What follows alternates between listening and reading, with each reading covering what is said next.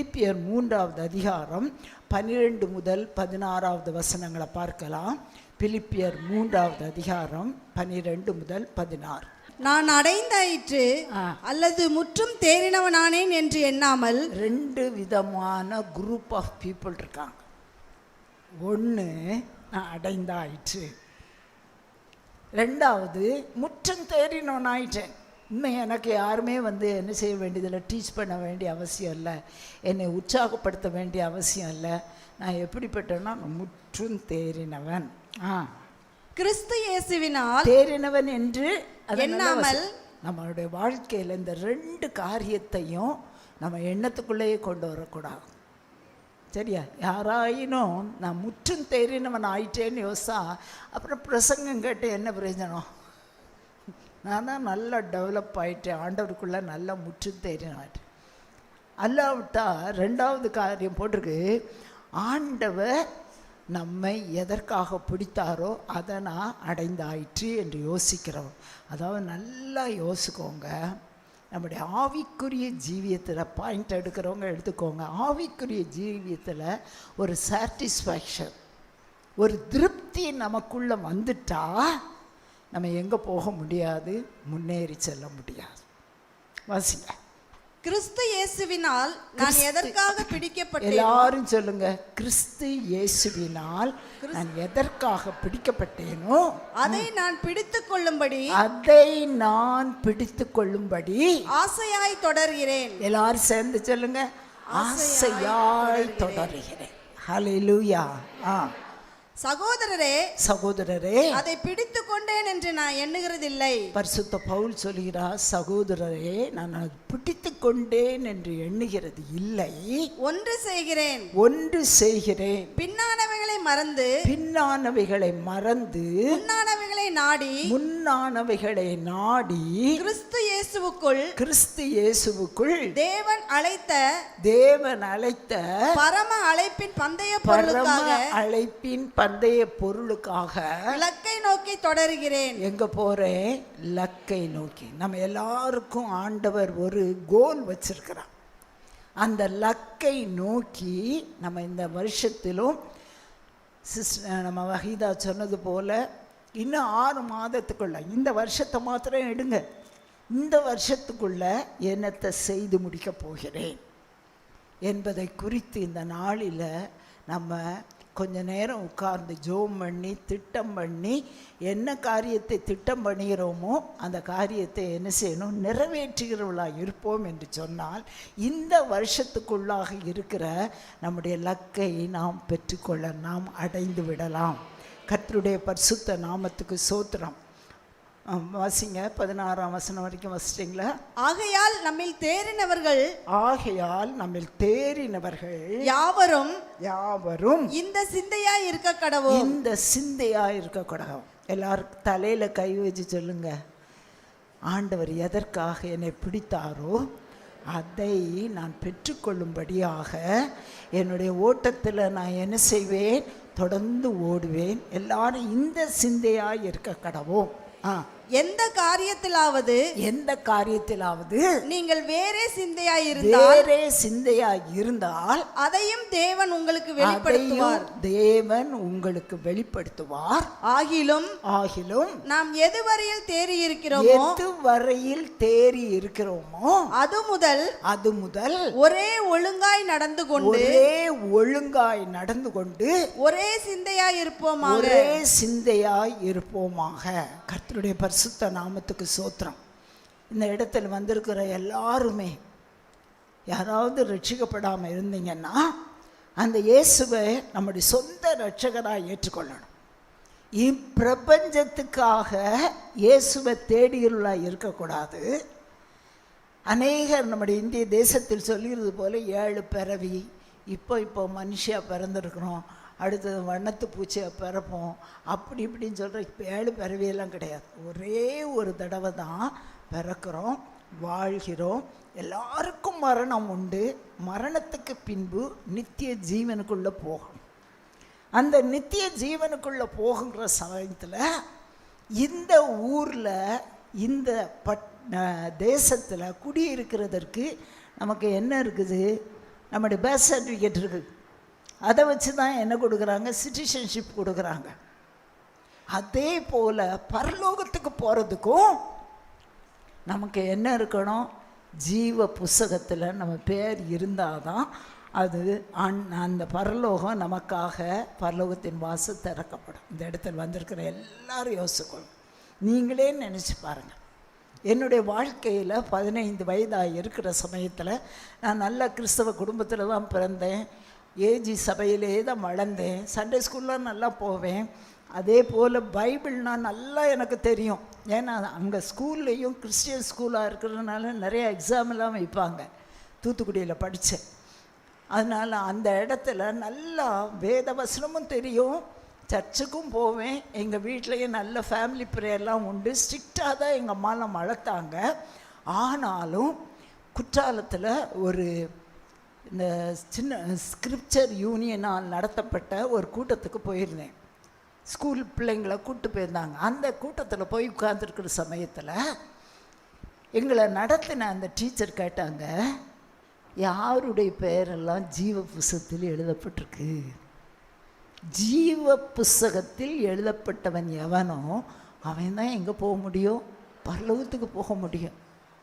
உங்களுடைய அனுபவத்தை சொல்லுங்க அப்படின்னு சொன்னாங்க. ஒரு சின்ன குரூப்பு.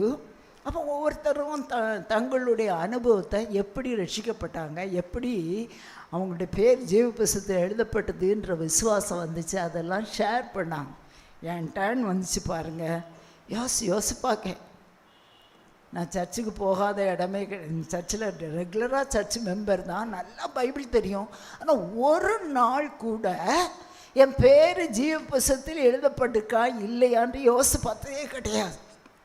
உடனே என் டர்ன் வரும்போது எங்களை நடத்தின அந்த டீச்சர் பார்த்தாங்க. உனக்கு தெரியலையாம்மா, பரவாயில்ல அப்படின்ட்டு அடுத்த பிள்ளைகிட்ட போயிட்டாங்க. எனக்கு பரவாயில்ல தெரியலையாமான்னு கேட்ட அந்த வார்த்தை என்னால் சகிக்க முடியலை. அன்றைக்கு முழுசும் நினச்சிக்கிட்டே இருந்தேன், என் பேர் ஜீவ புஸ்தகத்தில் இருக்கா இல்லையா, ஜீவ புஸ்தகத்தில் எழுதப்படணும்னு நான் என்ன செய்யணும். அப்போ குற்றாலத்தில் கொஞ்ச நேரம் தான் மீட்டிங் நடக்கும் அந்த கேம்பில். அதுக்கு பிறகு ஒவ்வொரு ஃபால்ஸாக பார்க்குறதுக்கு கூட்டிகிட்டு போவாங்க. அப்போ கூட்டிகிட்டு போகும்போதெல்லாம் அந்த பகுதிகளில் மலை பக்கத்தில் நடக்கும்போதெல்லாம் அப்படியே யோசிச்சிட்டே போகிறேன், என் பேர் ஜீவ புஸ்தகத்தில் இருக்கா இல்லையா, இருக்குதா இல்லையா. ஒரு போராட்டமாக இருந்துச்சு. அன்றைக்கி ராத்திரி வேளையில் முழங்கால் படிட்டு ஆண்டவர்கிட்ட ஜெபம் பண்ணேன். ஆண்டவரே, இன்றையிலிருந்து நான் உமக்காக வாழுவேன், பாவத்துக்காகவோ பிசாசுக்காகவோ உலகத்துக்காகவோ வாழ மாட்டேன் என்று சொல்லி நான் 10th ஸ்டாண்டர்ட் படிக்கும்போது 15 இயர்ஸாக இருக்கும்போது என்னை அர்ப்பணித்தேன். அன்னையிலிருந்து ஆண்டவருக்கு உண்மையாக என் வாழ்க்கையை வாழ ஆரம்பித்தேன். அந்த நாட்களில் வந்த பாடல் தான் ஜீவிக்கிறார் இயேசு ஜீவிக்கிறார்னு ஒரு பாட்டு உண்டு பாருங்க. அந்த பாட்டு அது உண்மையாகவே என் வாழ்க்கையின் அனுபவமாக மாறிச்சு. அன்றையில் முதற்கொண்டு நான் காலைதோறும் எழும்பி வீட்டில் மேலே ஒரு ஓப்பன் டெரஸ் உண்டு, அங்கே உட்காந்து பைபிள்லாம் வாசித்து கர்த்தர் சொல்கிற வார்த்தையை மனப்பாடம் பண்ணி அப்படியே ஆண்டவருக்காக உண்மையாய் வாழ ஆரம்பித்தேன். ஹல்லேலூயா. இந்த இடத்தில் வந்திருக்கிற எல்லாரும் யாருடைய பெயரெல்லாம் ஜீவ புஸ்தகத்தில் எழுதப்பட்டிருக்கு நிச்சயம் உள்ளவங்கெல்லாம் கை வைத்து கர்த்தருக்கு ஸ்தோத்திரம் பண்ணலாம். ஹல்லேலூயா.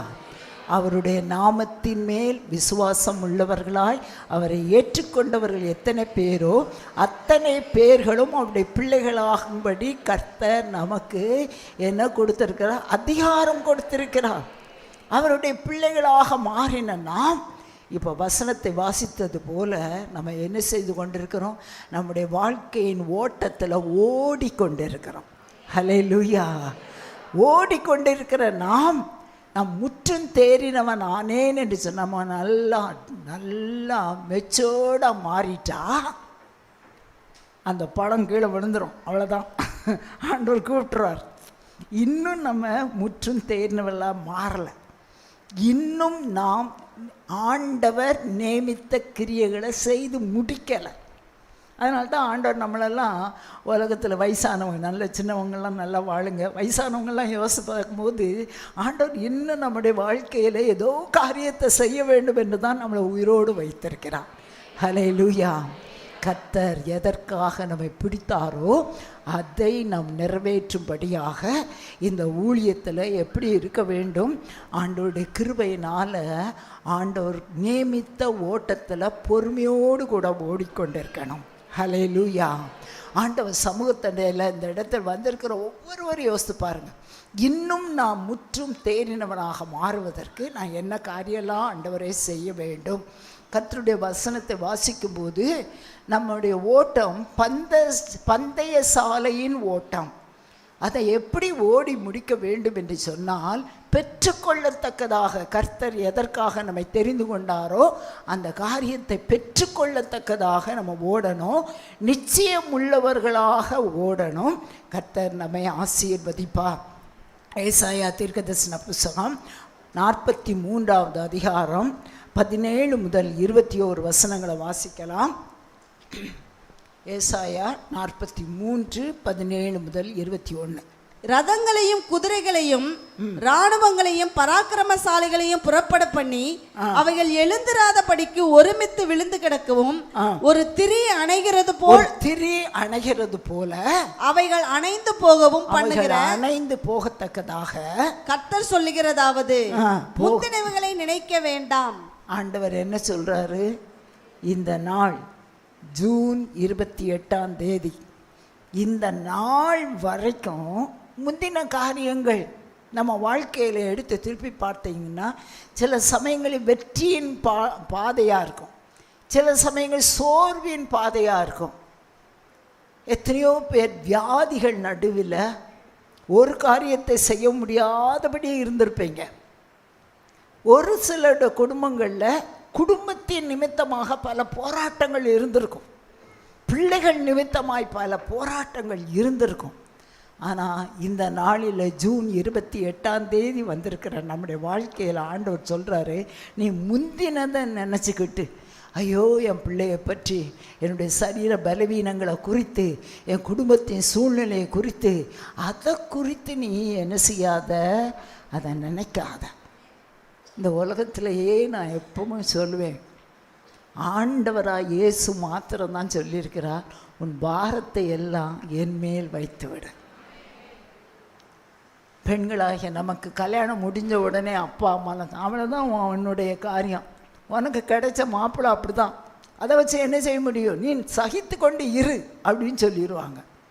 சகோதரத்தை போய் அழுது பாருங்க, அவங்கெல்லாம் என்ன சொல்கிறாங்க, நீ எப்படியா சமாளித்து இருக்க முடிஞ்சால் இரு, இல்லாட்டி புறப்பட்டு வா.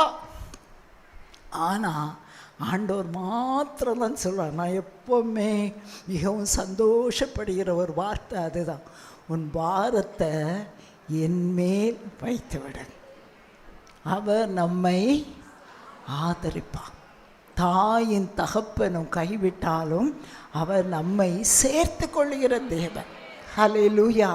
அவர் சொல்றாரு, நீ முந்தினவைகளை நினைக்க வேண்டாம், பூர்வமானவைகளை சிந்திக்க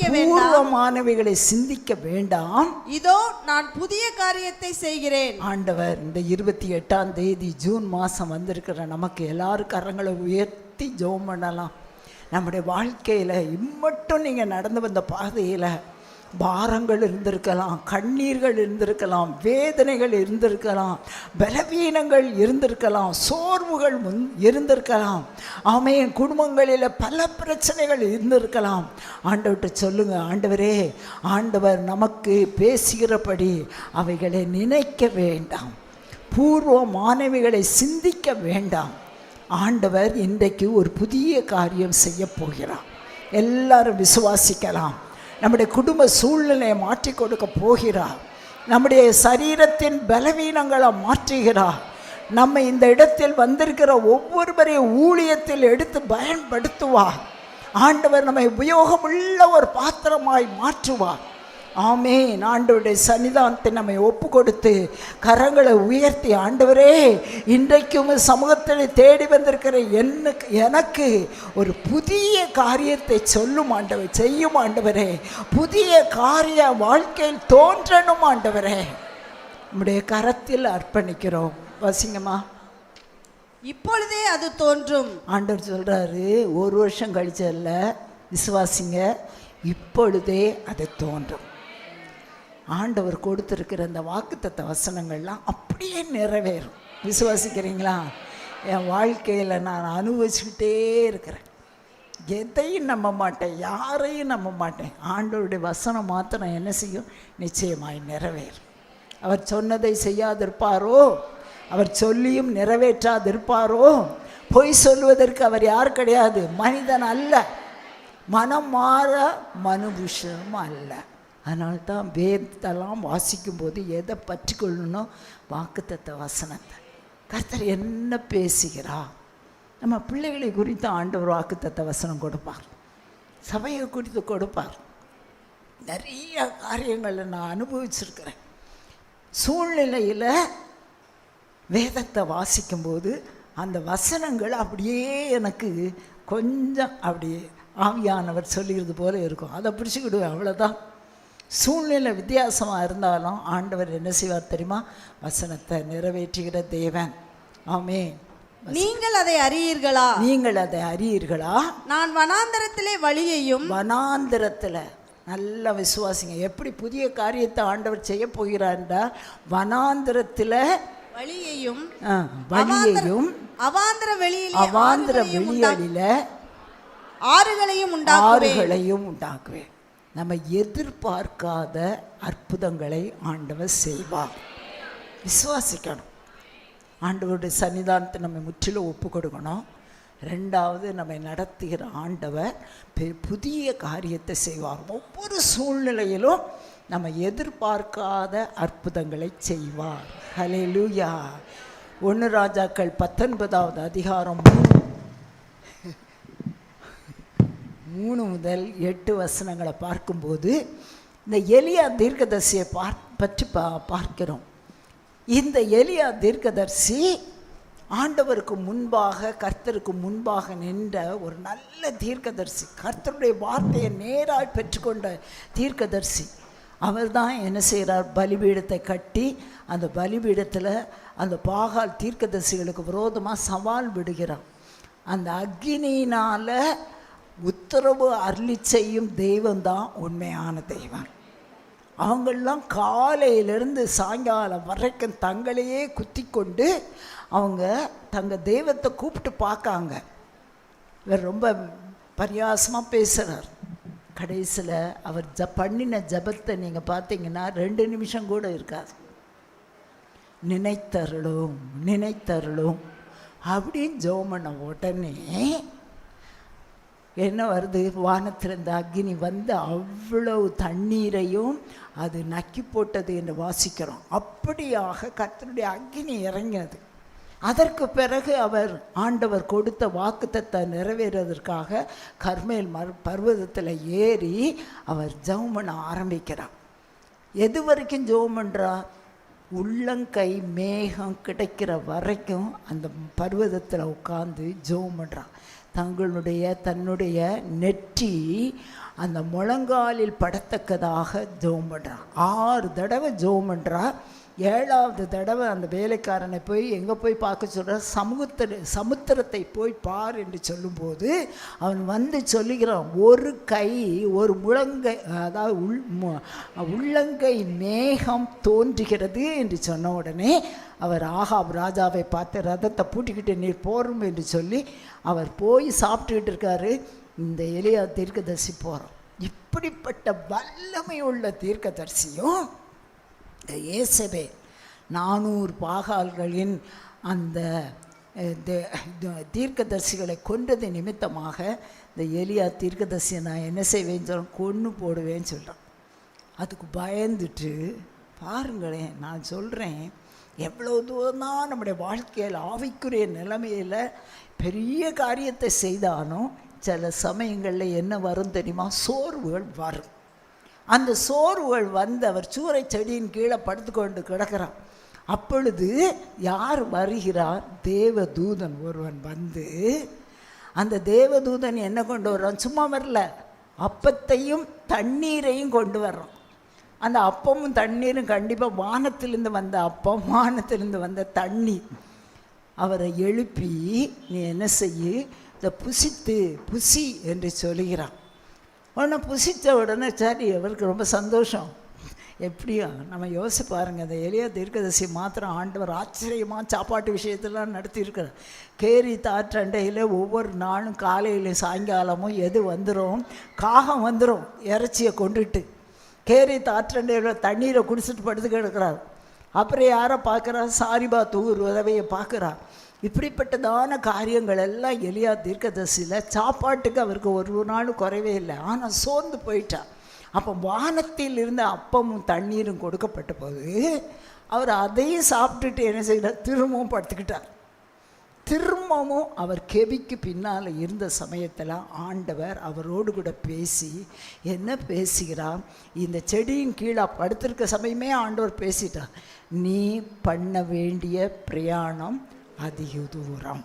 ஹல்லேலூயா.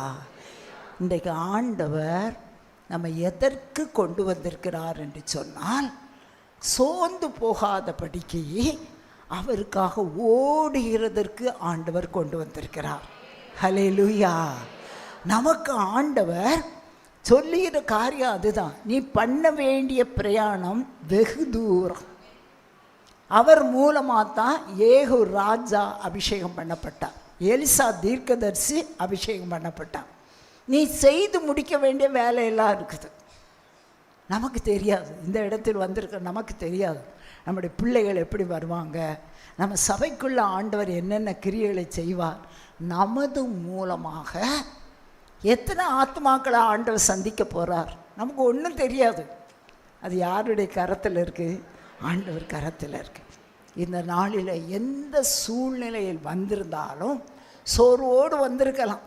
நான் என்னத்தை ஊழியத்தை செய்ய போகிறேன், என் சரீரமே பலவீனமாக இருக்குது, நான் நடக்கிறதே கஷ்டமாக இருக்குது, என்ன செய்ய போகிறேன்னு வந்திருக்கலாம். ஆனால் ஆண்டவர் சொல்கிறாரு, நமது மூலமாக ஒரு சிலர் அபிஷேகம் பெறுவாங்க, ஒரு சிலர் நமது மூலமாக ரட்சிக்கப்படுவாங்க. நம்முடைய வீடுகள் கர்த்தருக்காக திறந்து கொடுக்கப்படும். அதற்குள்ளே கடந்து வருகிற ஜனங்கள் ரட்சிக்கப்படுவாங்க. ஆண்டவர் ஒருவேளை நம்மளை கூட தபித்தாள் தொற்காலை போல அநேக விதவைகளை தாங்கக்கூடிய நற்கிரியைகளை செய்யக்கூடியவர்களாய் ஆண்டவர் நமக்கு குறித்திருப்பார். நம்முடைய வாழ்க்கையில் ஆண்டவர் முன் குறித்த கிரியைகளை செய்வதற்கு தான் ஆண்டவர் இந்த நாளில் நம்மை கொண்டு வந்திருக்கிறார். எல்லாரும் விசுவாசிக்கிறீங்களா? நான் ஒரு நாள் சொல்லாதீங்க, நான் ஒன்றுக்கும் உதவ மாட்டேன், ஒன்றுக்கும் உதவாததான் ஆண்டவர் வச்சிருக்கவே மாட்டார்னு தான் என் விசுவாசம். ஏதோ ஒன்று நம்ம மூலமாக நிச்சயமாக நடைபெற வேண்டியிருக்கு. அதை நிறைவேற்றுவதற்கு தான் ஆண்டவர் கொண்டு வந்திருக்கிறார். ஹல்லேலூயா. இந்த மத்தியான வேளையில் சோர்ந்து போய் வந்திருப்பீர்கள் என்று சொன்னால், ஆண்டவர் தம்முடைய வசனத்தை நமக்கு அனுப்பி, தம்முடைய பரிசுத்த ஆவியானவரை நமக்கு அனுப்பி அவர் சொல்லுகிறார், உன் மூலமாக இந்தந்த காரியெல்லாம் செய்து முடிப்பேன். ஹல்லேலூயா. நம்ம ரட்சிக்கப்படும் போதே தெரியாது இத்தனை காரியத்தை ஆண்டவர் நமக்காக செய்ய போகிறான்னு தெரியாது. ஆண்டவர் எல்லாத்தையும் சொல்கிற தெய்வம் கிடையாது. ஆனால் அவர் நடக்க நடக்க நடத்தி போக போக நம்மை ஆசீர்வாதமாய் மாற்றுவார். ஹல்லேலூயா. இந்த காலத்தில் மௌனமாக இருந்தால் நம்முடைய தேசம் கெட்டு போகும். இந்த காலத்தில் மௌனமாக இருந்தால் நம்முடைய குடும்பம் கெட்டு போகும். இந்த காலத்தில் ஆண்டவர் ரட்சிப்பை அருளி செய்யும்படியாக நம்முடைய தேசம் மாறும்படியாக நல்ல தேசத்துக்காக ஜெபம் பண்ணணும். பலவிதமான சட்டங்கள் வருது. உங்களுக்கு தான் தெரியுமா, மதுரையில் என்னது ஒரு கான்ஃபரன்ஸ் நடக்குதான். நமக்கு தான், நம்ம கிறிஸ்தவர்களுக்கு தான் கான்ஃபரன்ஸ் சொல்கிறோம் தெரியுமா. மதுரையில் ஒரு கான்ஃபரன்ஸ் நடக்குதான். யோசிச்சு பாருங்க, பயங்கரமாக இருக்கிறதுலே நம்ம தமிழ்நாடு தான் ஒரு நல்ல கிறிஸ்தவ தமிழ்நாடு, கிறிஸ்தவ இடம், ஸ்டேட் என்று சொல்லலாம். கன்னியாகுமரி இந்த பகுதிகளில் இருக்கிற மதுரை, திருச்சி இந்த பகுதி தமிழ்நாட்டில் தான் நல்ல கிறிஸ்டியானிட்டி நல்ல ஸ்ட்ராங்காக இருக்குது. ஆனால் அதில் பிசாசு திட்டம் போட்டு இப்போ கொண்டு வந்திருக்கான். அப்போ ஜெபம் பண்ணணுமா இல்லையா? நம்முடைய தமிழ்நாட்டில் ஆண்டவர் மாறுதலை கொண்டு வரணும். நமக்கு தெரியலை, நிறையா நியூஸ் வந்து அப்படி இப்படியே வெளியே வரல. நிறைய இடங்களில் இருக்கிறார். சரியா? மிஷினரிகள் இயேசுவை பற்றி யாரெல்லாம் சுவிசேஷத்தை அறிதா அவங்களெலாம் ஜெயிலில் இருக்காங்க தெரியுமா? ஹஸ்பண்ட் அண்ட் ஒய்ஃபு ஜெயிலில் இருக்காங்க, பிள்ளைங்க மாத்திரம் வெளியில் இருக்காங்க. நம்ம தேசம் முன்னால் மாதிரி கிடையாது. இந்த காலத்தில் ஆண்டவர் கிரியை செய்கிறதுக்காக நம்மளை உயிரோடு வைத்திருக்கிறார்.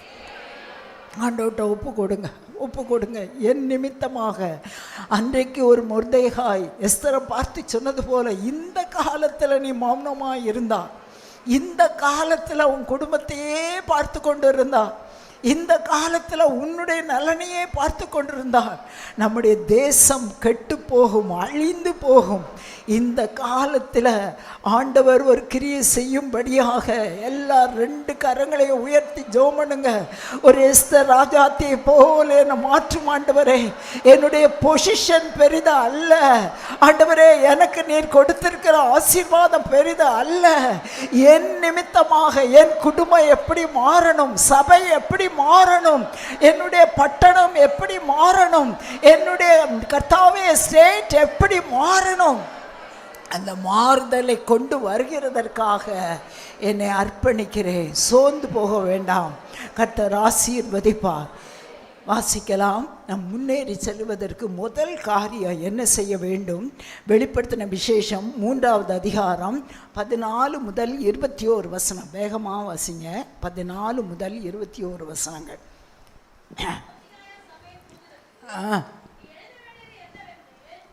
உண்மையும் சத்தியமுள்ள சாட்சியும் தேவனுடைய சிருஷ்டிக்கு ஆதியுமாய் இருக்கிற ஆமேன் என்பவர் சொல்லுகிறதாவது, உன் கிரியைகளை அறிந்திருக்கிறேன், நீ குளிரும் அல்ல அனலும் அல்ல, நீ குளிராயாவது. ஆண்டவர் சபையை பார்த்து பேசுகிறான். ஆவியானவர் சொல்றாரு, நீ குளிரும் அல்ல அனலும் அல்ல. நீ எப்படி இருக்கிற? வெது வெதுப்பாய் இருக்கிறாய். நீ குளிராயாவது அனலாவது இருந்தால் நலமாயிருக்கும். இப்படி நீ குளிருமின்றி அனலுமின்றி வெதுவெதுப்பாய் இருக்கிறபடினால் உன்னை என் வாயினின்று வாந்தி பண்ணி போடுவேன். நீ நிர்பாக்கியம் உள்ளவனும். நம்ம வாழ்க்கையில நல்லா யோசிக்கோங்க. நம்முடைய வாழ்க்கை குறித்து இந்த வசனத்தை வாசிக்கிறது போல நம்முடைய ஆவிக்குரிய ஜீவியத்தை குறித்து ஒரு திருப்தியான நிலைமை. ஆனால் பரிசுத்த ஆவியானவர் இயேசு சபையை பற்றி சொல்லும்போது சொல்லுகிறார், நீ நிர்பாக்கியம் உள்ளவன் என்றும் பரிதபிக்கப்படத்தக்கவன் தரித்திரன் குருடன் நிர்வாணியுமாய் இருக்கிறதை அறியாமல் நான் ஐஸ்வர்யவான் என்றும். எப்படி சொல்றாங்க விசுவாசிகள்? நல்ல ஐஸ்வர்யவான், திரவிய சம்பன்னன், எனக்கு ஒரு குறையும் இல்லை என்று சொல்லுகிறபடியினால் நான் நீ ஐஸ்வர்யன் ஆகும்படிக்கு இந்த வாழ்க்கையில இந்த வசனத்துல மூலமாக முதலாவது சபைக்குள்ள இந்த கூட்டத்திற்குள்ள வந்திருக்க ஒவ்வொருவரும் நம்முடைய ஆவிக்குரிய ஜீவியத்துல ஒரு திருப்தியின் நிலைமை. முற்றும் தேறினவன் நானேன்ட்டு அப்போது பார்த்தோம் அந்த வசனத்தில். இதில் என்னது? ஆவிக்குரிய ஜீவியத்தில் ஒரு திருப்தி. நான் யாருன்னா, நான் கிறிஸ்தவனாக மாறிட்டேன், நான் தான் சபையில் மூப்பர், நான் தான் சபையில் காணிக்க வாங்குறவன், ஆண்டவர் என்ன ஆசீர்வதித்திருக்கார், நான் திரவிய சம்பன்னன், ஒரு குறையும் இல்லை. ஆனால் ஆண்டவர் சொல்கிறார், நீ யாருன்னா பரிதபிக்கப்படத்தக்கவன். உன்னுடைய வாழ்க்கையை எடுத்து பார்க்கும்போது நீ ஆவிக்குரிய ஜீவியத்தில் தரித்திரமாக இருக்க, ஆனால் மனசுக்குள்ளே எப்படி இருக்கேன்னா, நான் திரவிய சம்பன்னன், எனக்கு ஒரு குறையும் இல்லை. நான் ஏதாவது ஒரு பிரச்சனை வந்தால் எங்கள் பாஸ்டர் இருக்காங்க, அவர் எங்களுக்காக நல்லா ஜெபம் பண்ணிடுவார், கண்டிப்பாக விடுதலை தான். நம்மை குறித்தே நம்ம சாட்டிஸ்ஃபைட் ஆகி இருக்கிற ஒரு சூழ்நிலையை கர்த்தர் வெறுக்கிறார். அவர் சொல்லுகிறார், 3 காரியத்தை செய் என்று சொல்லுகிறார். நீ என்ன செய்ய? முதல்ல புடமிட்ட பொன்னை நீ கேட்டு வாங்கு. புடமிட்ட பொன் என்று சொன்னால் டிவைன் கேரக்டர். நமக்குள்ளாக எப்படிப்பட்டதான குணம் வேணும் என்று சொன்னால் தெய்வீக குணம் வேணும். சபைக்கு வர்றோம், சபையில் நல்ல ஆட்கள் தான், பெரிய விமன் லீடர்ஸ் தான், ப்ரேயர் பார்ட்னர்ஸ் தான், ஆனால் வீட்டில் என்ன தெரியுமா, பயங்கர சண்டை, ஹஸ்பண்ட் அண்ட் ஒய்ஃபுக்குள்ள சண்டை, பிள்ளைகள் ஒரு பக்தியோடு கூட இல்லாத ஒரு சூழ்நிலை. நான் நல்லா சொல்கிறேன், நம்ம பிள்ளைங்க கர்த்தருக்குள்ளே சரியாக வளரணுன்னா வேறு எங்கேயும் போய் பாஸ்டரை போய் பார்க்க மாட்டாங்க, குடும்பத்தை தான் பார்ப்பாங்க. எப்பவுமே எங்களுடைய விமன் இதில் சொல்லிக்கிட்டே இருப்பேன், நல்லா அந்நிய பாஷை பேசுகிறீங்க சர்ச்சில், வீட்டில் போன உடனே புருஷங்கிட்ட வேறு பாஷை பேசி நீங்கள் சண்டை போட்டிங்கன்னா அந்த பிள்ளை பார்த்துக்கிட்டே இருக்கும். அது சொல்லணும், இப்படிப்பட்டதான பக்தி எனக்கு இருக்கு. அது மெதுவாக என்ன செய்யும், அம்மா நீங்கள் போங்க, கொஞ்சம் வளர்ந்து வர்ற சமயத்தில் அம்மா நீங்கள் போங்க, நான் பிறகு வர்றேன், சர்ச்சுக்கு வராது, ஜோம் பண்ணாது. குடும்பத்தில் நம்முடைய உண்மையான சாட்சி தான் பிள்ளைகளுடைய வாழ்க்கைக்கு அது அவர்களுக்கு பலனாக மாறும். நல்ல தீர்மானம் எடுத்துக்கணும். எங்களுடைய வீடும் பாஸ்டருடைய வீடு தான். ஒரு நாளும் பிள்ளைகளுக்கு முன்னால் வச்சு, சின்ன பிள்ளைகளா இப்போ எல்லாருமே கல்யாணம் பண்ணி அவங்க எல்லாருமே பேர பிள்ளைகளோடு இருக்கோம், அவங்க வீட்டில் இருக்கிறாங்க. ஆனால் வீட்டில் இருக்கிற சமயத்தில் கூட எந்த விசுவாசியை குறித்தும் குறைவாகவே பேச மாட்டோம். அவங்களுக்கு அப்படியே அது என்னதாயிரும் மனசுக்குள்ளே இருக்கும். நம்ம நல்லா உபசரிக்கிற ஒரு சகோதரி ஒரு சகோதரன் வந்தால் அந்த பிள்ளைங்க நம்ம இல்லாட்டி கூட கதவை திறந்து வாங்க ஆண்டி, வாங்க அங்கிள், உள்ளுக்கு உட்காருங்க, ரெண்டாவது கேட்கும் காஃபி குடிக்கிறீங்களான்னு கேட்கும். நம்ம அவங்கள வெறுத்து பேசணும்னா அவங்க வச்சுருப்பாங்க, கதவையே திறக்க மாட்டாங்க. கொஞ்சம் திறந்துட்டு, ஆண்டி அங்கிள் எங்களுடைய வீட்டில் அம்மா இல்லை அப்பா இல்லை, போயிட்டு வாங்க, அவங்களே போயிட்டு வாங்கன்னு சொல்லிவிடுவாங்க. அதான் சொல்கிறேன், நல்லா சொல்கிறேன், ஒரே ஒரு காரியம், நம்முடைய குடும்பத்தின் நடுவில் பெற்றோர்களாகிய நாம் என்ன செய்யணும், சாட்சியாக இருந்தால் தான் பிள்ளைகள் பக்தியுள்ள பிள்ளைகளாக மாறுவாங்க. அதனால தான் ஆண்டவர் சொல்கிறார், ஒரு சபையை பார்க்கும்போது என்ன சொல்ற, புடமிட்ட பொண்ணை வாங்கு. புடமிட்ட பொண்ணு என்று சொன்னால் கிறிஸ்டியன் கேரக்டர், அந்த பொண்ணு நமக்குள்ளே இருக்கணும். இயேசுவை போல ஆமேன். சில குடும்பங்களில் பிரச்சனை இல்லாமல் இருக்காதுன்னு நான் சொல்லலை, நிறைய டிஸ்அக்ரிமெண்ட் இருக்கும். ஆனாலும் யாரை போல் வாழணும், ஆண்டவரை போல் கொஞ்சம் அட்ஜஸ்ட் பண்ணி அண்டர்ஸ்டாண்ட் பண்ணி அமைதியாக உங்கள் வாழ்க்கையில் வாழ்ந்து பாருங்களேன். நம்ம குடும்பம் ஆசீர்வாதமாக இருக்கும். நம்ம வீட்டுக்குள்ளே வருகிறவர்களும் கர்த்தருடைய பிரசன்னத்தை உணர்வார். அதனால் புடமிட்ட பொண்ணு அவசியம். ரெண்டாவது என்ன போட்டுக்குது, உன் நிர்வாணமாகி அவலட்சணம் தோன்றாத வெண் வஸ்திரம். வெண் வஸ்திரம், வெண் வஸ்திரம்னா நிறைய பேர் ஞாயிற்றுக்கிழமை வந்துச்சுன்னா எல்லாருமே ஒயிட் சாரி கட்டிட்டு வந்துடுறாங்க. அதை ஆண்டவர் சொல்லலை. உண்மையான பரிசுத்தம் சபை என்று சொன்னால் என்ன இருக்கணும், ஆண்டவர் விரும்புகிற பரிசுத்தம் நமக்குள்ளாக காணப்படணும். மூன்றாவதாக உன் கண்ணுக்கு என்னத்தை மாட்டு, கலிக்க மாட்டு. சபையினுடைய தரிசனம் என்ன, சபையை எதற்காக நடத்துகிறோம் என்று சொன்னால், சபைக்குள்ளே வருகிற ஒவ்வொருவரும் சீஷர் கூட்டமாக மாறணும்.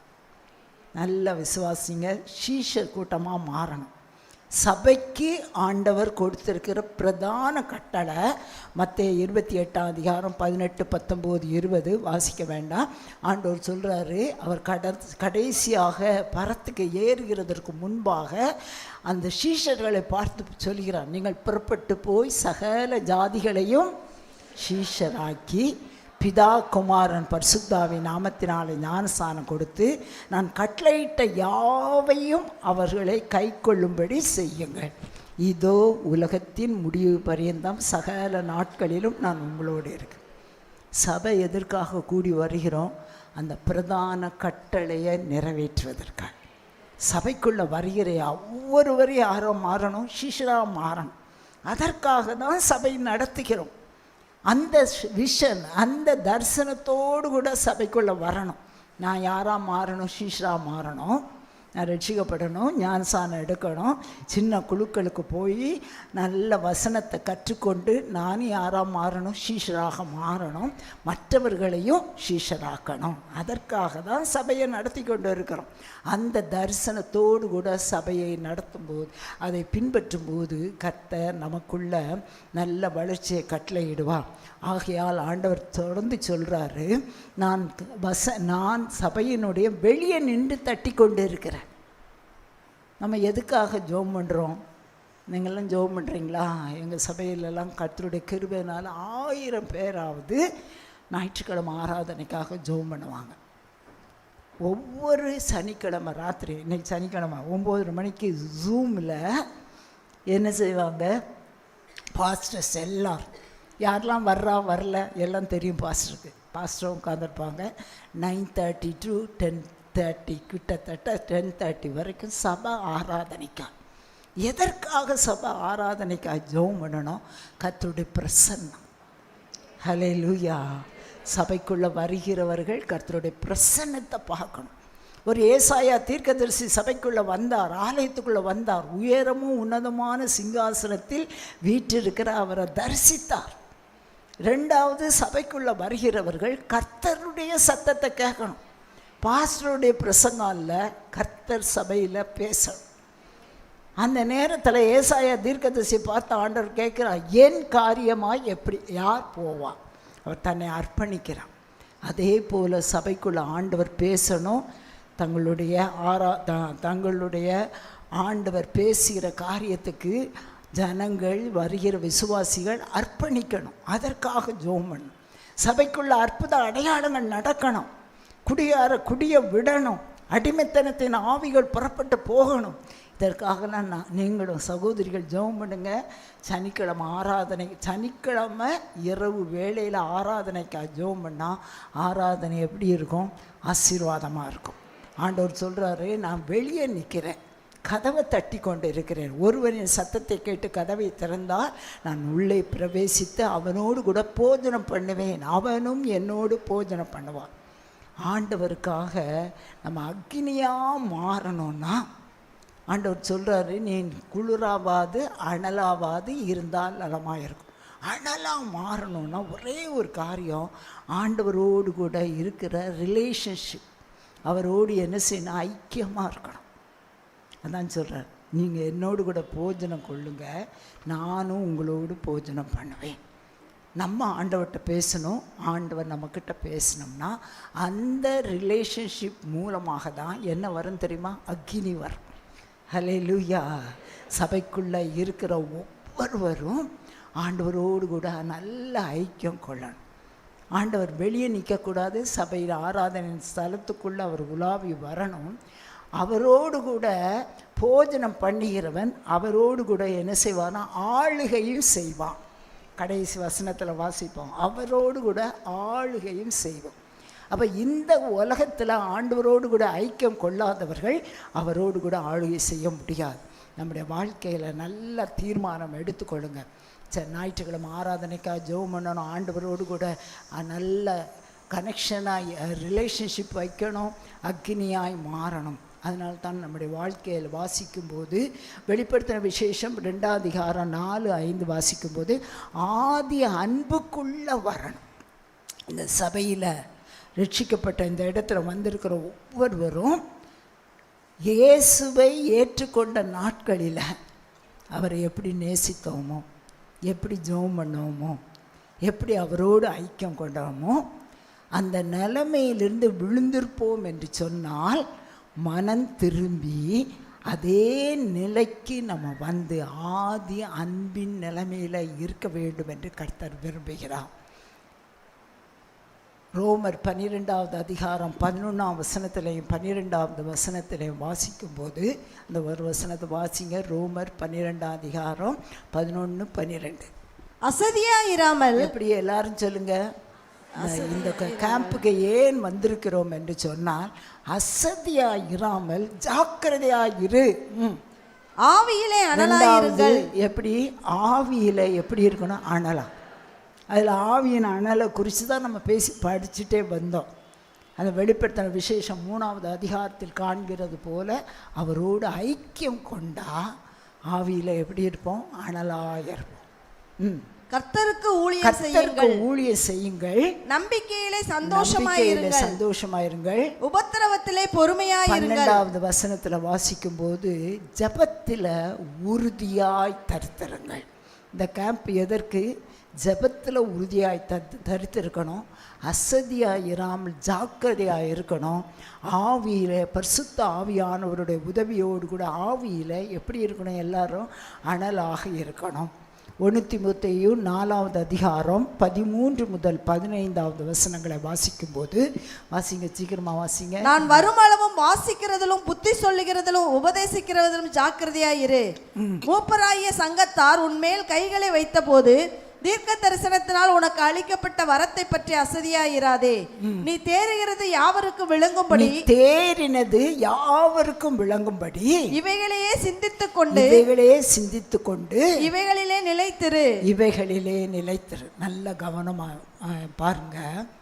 நம்ம கடந்த இடத்துல வாசித்தோம், ரோமர் 12வது அதிகாரத்தில் நம்ம எல்லாம் ஆவியில் அனலாக இருக்கணும், அசதியாயிராமல் ஜாக்கிரதையாக இருக்கணும், ஜெபத்தில் உறுதியாக இருக்கணும். இந்த இடத்துல வந்திருக்கிற ஒவ்வொருவரும் என்ன செய்யணும்? ஜெபத்தில் உறுதியாக இருக்கணும். இந்த இடத்துல வாசிக்கிறோம், பரிசுத்த பவுல் தீமோத்தேயை பார்த்து சொல்லும்போது, உனக்கு கொடுக்கப்பட்ட அந்த வரத்தை நீ என்ன செய்யாத, வரத்தை அனல் மூட்டி எழுப்பு. ஹல்லேலூயா. இந்த இடத்தில் வந்திருக்கிற ஒவ்வொருவரும் ரட்சிக்கப்பட்டிருக்கோம், அப்படி தானே? ரட்சிக்கப்பட்டிருக்கீங்களா? எல்லாரும் ஞானஸ்தானம் எடுத்திருக்கிறீங்களா? பரிசுத்த ஆவியானுடைய அபிஷேகத்தை பெற்றிருக்கிறீங்களா? அந்த ஆவியில் அனலாக இருக்கிற ஒவ்வொருவரும் கர்த்தர் நமக்கு கொடுத்திருக்கிற வரத்தை அனல் மூட்டி எழுப்பணும். ஹல்லேலூயா. நமக்கு என்ன வரலாம் கொடுத்துருக்கிற வரத்தை குறித்து ரோமர் 12வது அதிகாரம், 1 கொரிந்தியர் 12வது அதிகாரம், எபேசியர் 4வது அதிகாரம், இதிலெல்லாம் நம்ம வாசிக்கிறோம். என்ன வரம் இருக்குது? இந்த இடத்துல இருந்திருக்க சகோதரிகள் ஒவ்வொருவரையும் யோசிப்பாருங்க, என்ன வரம் இருக்குது நமக்கு? இன்றைக்கு இந்த முகாமில் அந்த வரத்தை இன்றைக்கு என்ன செய்யணும்? நீங்கள் அனல் மூட்டி எழுப்பணும். என்ன வரம் இருக்குது உங்களுக்கு? ஒரு வரமே இல்லையா? கொஞ்சம் யோசிச்சு பாருங்க. என்ன வரம் இருக்குது? சிலருக்கு ஜெபிக்கிற வரம் இருக்குது, விண்ணப்பம் பண்ணுகிற வரம் இருக்குது. சிலர் யார் தெரியுமா? ஆத்துமாக்களை நல்லா பேசி சபைக்குள்ளே கொண்டு வருவாங்க. ஃப்ரெண்ட்ஷிப்பாக நல்ல ரிலேஷன்ஷிப் பில்டப் பண்ணுறவங்க இருப்பாங்க. சிலர் அமைதியாக இருப்பாங்க. அமைதியாக இருந்தனா நீ ஜெபம் பண்ணுறவனா மாறு. சபைக்காக, தேசத்துக்காக, பட்டணத்துக்காக ஜபிக்கிறவங்களாக மாறணும். நல்லா மற்றவர்களோடு பேசுகிறவங்க. எல்லாருக்குமே வாய் இருக்குது, நல்லா தான் பேசுவாங்க. பெண்கள் எப்பவுமே வாயாடிகள் தான், அதனால் நல்லா தான் பேசுவோம். ஒரு வார்த்தை பேசி அவங்கள சபைக்கு கொண்டு வர முடியாதா? சரியா? நமக்கு வரங்கள், சிலருக்கு என்ன வரம் இருக்கும்? ஆண்டவர் சொல்கிறாரு, குணமாக்கும் வரம். நீங்கள் கைகளை வைக்கும்போது அவர் சுஸ்தமாவார்கள். விசுவாசிக்கிறீங்களா? ஆண்டவர் நமக்கு வரம் கொடுத்துருக்காரா? சாதாரண மனுஷர்களாகிய நாம் கை வைக்கும்போது சுகம் ஆகும். அப்படியா? முழிக்கிறீங்களா? விசுவாசிக்கிறீங்களா? விசுவாசிங்க. சிலருக்கு தீர்க்க தரிசனம் வரணும்னா அந்நிய பாஷை பேசி தீர்க்க தரிசனம் சொல்கிறதில்ல, சும்மா சாதாரணமாக பேசும்போதே என்ன வர கிரியை செய்யும்? தீர்க்க தரிசனம் வரங்கள் கிரியை செய்யும். அதே போல் அறிவை உணர்த்துகிற வசனங்கள், இந்த வசனங்கள்லாம் நம்முடைய வாழ்க்கையில் யோசிச்சு பாருங்கள். இந்த இடத்துல முகாமுக்கு வந்திருக்கணும், சபையிலிருந்து தான் வந்திருக்கிறோம், சபையிலிருந்து அநேகர் வந்திருக்கிறோம். ஆண்டவர் எனக்கு என்ன வரம் கொடுத்திருக்கிறார், அந்த வரத்தை என்ன செய்யுங்க? அனல் மூட்டி எழுப்புங்கள். 2 தீமோத்தேயு 1வது அதிகாரம் 5ஆம் வசனத்தில் பரிசுத்த பவுல் தீமோத்தேயை பார்த்து சொல்லும்போது சொல்கிறார், நான் உன்மேலே கையை வைத்த போது உனக்கு உண்டான வரத்தை அனல் மூட்டி எழுப்பு. சரியா?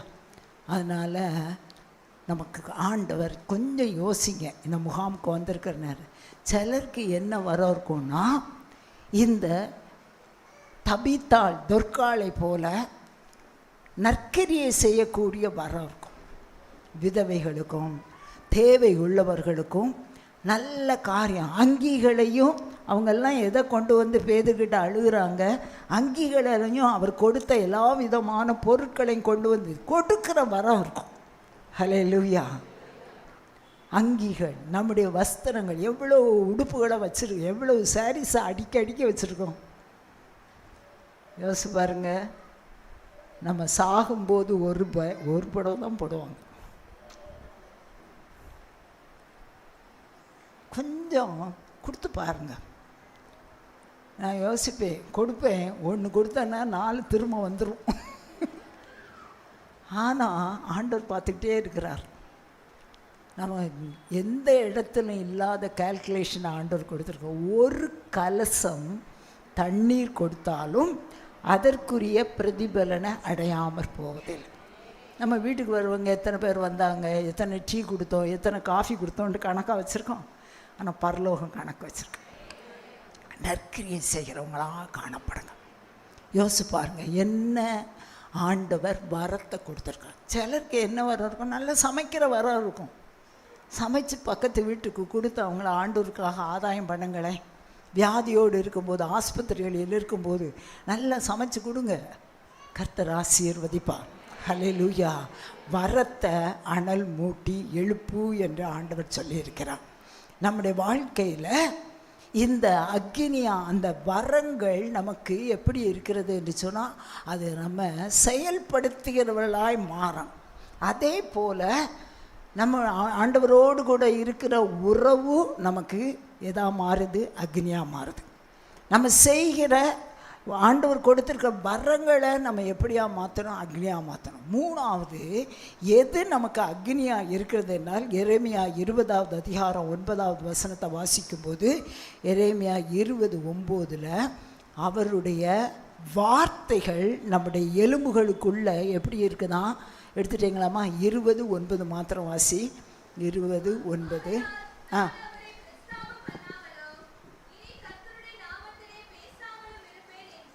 எரேமியாவா? ஆனாலும் அவருடைய வார்த்தை என் எலும்புகளில் அடைபட்டு எரிகிற அக்கினியை போல் என் இருதயத்தில் இருந்தது. ஆண்டவருடைய வார்த்தை எப்படிப்பட்டது? நம்முடைய வாழ்க்கையில் அவருக்காக ஓடும்போது அவருடைய வார்த்தையில் நம்ம அக்னியை பெற்றுக்கொள்ளணும். சரியா? அந்த வார்த்தை தான் நம்முடைய வாழ்க்கையில் ஆண்டவர் கொடுக்குற அப்பம். வார்த்தை தான் ஆண்டவர் கொடுக்குற தண்ணி. அதை நம்ம பெற்றுக்கொள்ளணும். அப்போ எல்லாரும் எதற்கு முதலிடம் கொடுக்கணும்? பைபிள் வாசிக்கிறதுக்கு முதலிடம் கொடுக்கணும். ஃபோனுக்கு இல்லை, டிவிக்கு அல்ல, வீடியோக்கு அல்ல. எதுக்கு முதலிடம் கொடுக்கணும்? எல்லாரும் சொல்லுங்கள், தேவ வசனம். அந்த தேவ வசனங்கள் நம்முடைய எலும்புகளில் எப்படி இருக்குமாம்? அக்னியாக இருக்கும். லூக்கா 24வது அதிகாரம் 32வது வசனத்தை வாசிக்கும்போது, எம்மாவு சீஷர்களோடு கூட இயேசு நடந்து வருகிறார் உயிர்த்தெழுந்த பின்பு.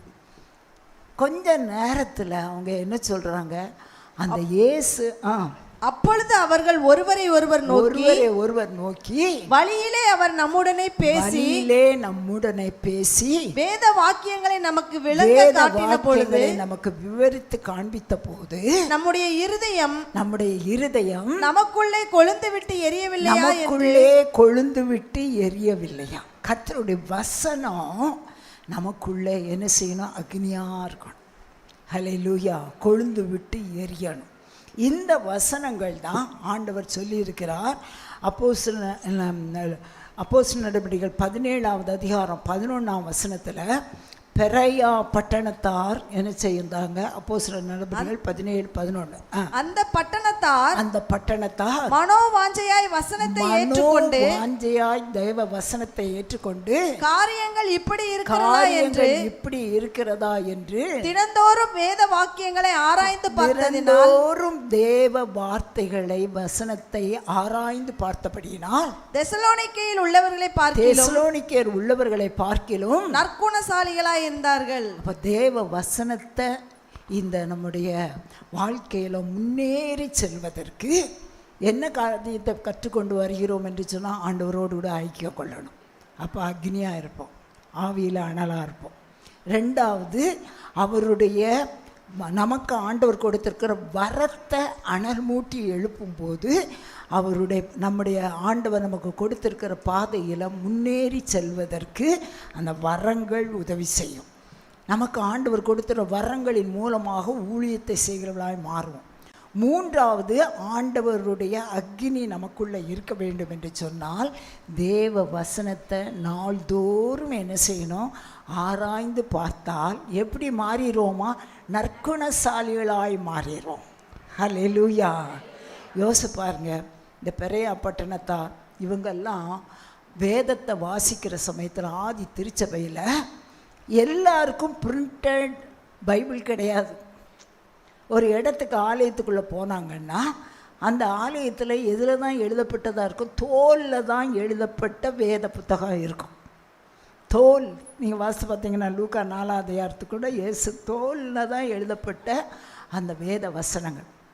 அதை ஒரே நேரம் அத்தனை பேரும் வாசிக்க முடியும். வரிசையாக நின்று ஒருத்தராக வந்து வாசித்து வேத வாக்கியங்களை குறித்து ஆராய்ந்து பார்த்து அவங்க வாழ்க்கையில் என்ன மாறினாங்களாம்? நற்குணசாலிகளாக.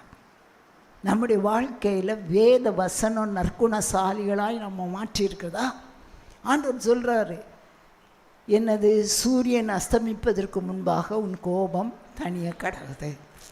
கோபம் தணிஞ்சாதான் ராத்திரி குடும்ப ஜபம் இருக்கும். ராத்திரிக்குள்ள, அதாவது சூரியன் அஸ்தமிக்கிறதுக்கு முன்னால் கோபம் போகலாட்டி புருஷன் ஒரு இடம், மனைவி ஒரு இடம்தான். சரியா?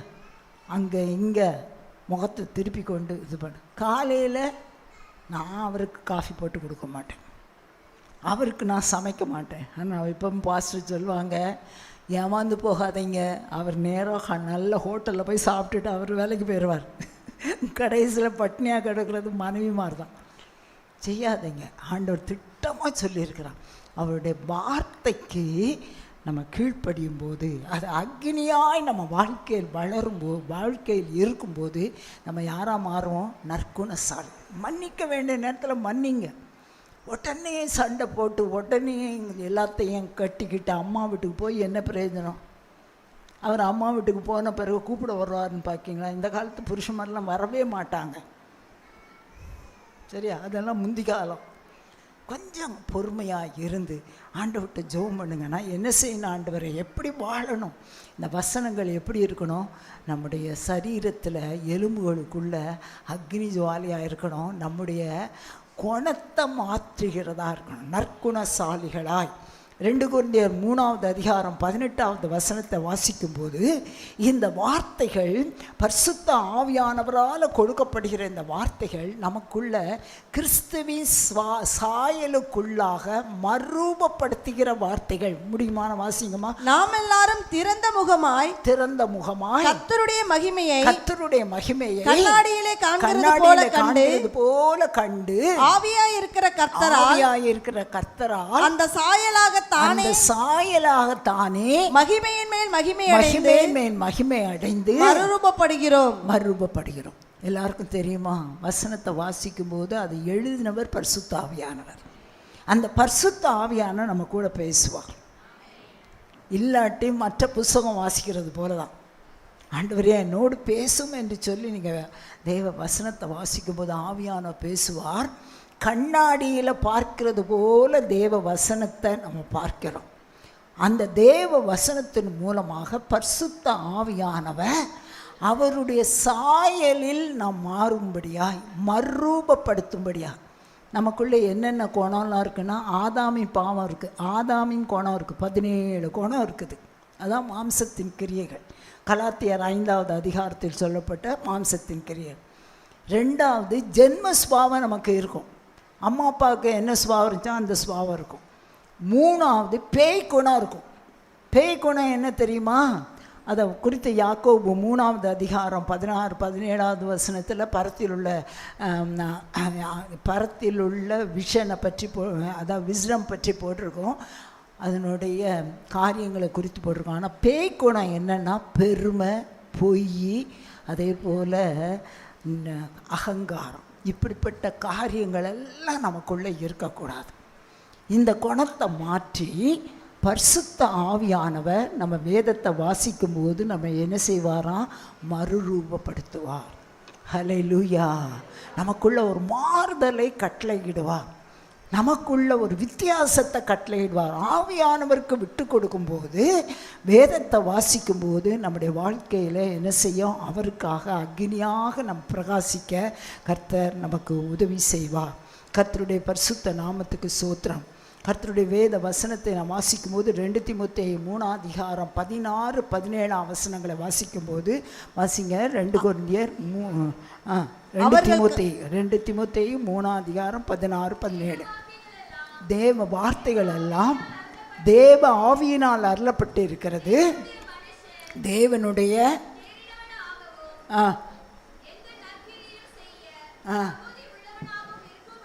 எந்த நற்கிரியை செய்ய தகுதி உள்ளவளாக இருக்கும்படியாக அவைகள் உபதேசத்துக்கும் கடிந்து கொள்ளுதலுக்கும் சீர்திருத்தலுக்கும் நீதியை படிப்பித்தலுக்கும் பிரயோஜனமாக இருக்குது. வீட்டில் போய் வாசி பாருங்க. 2 தீமோத்தேயு 3:16-17.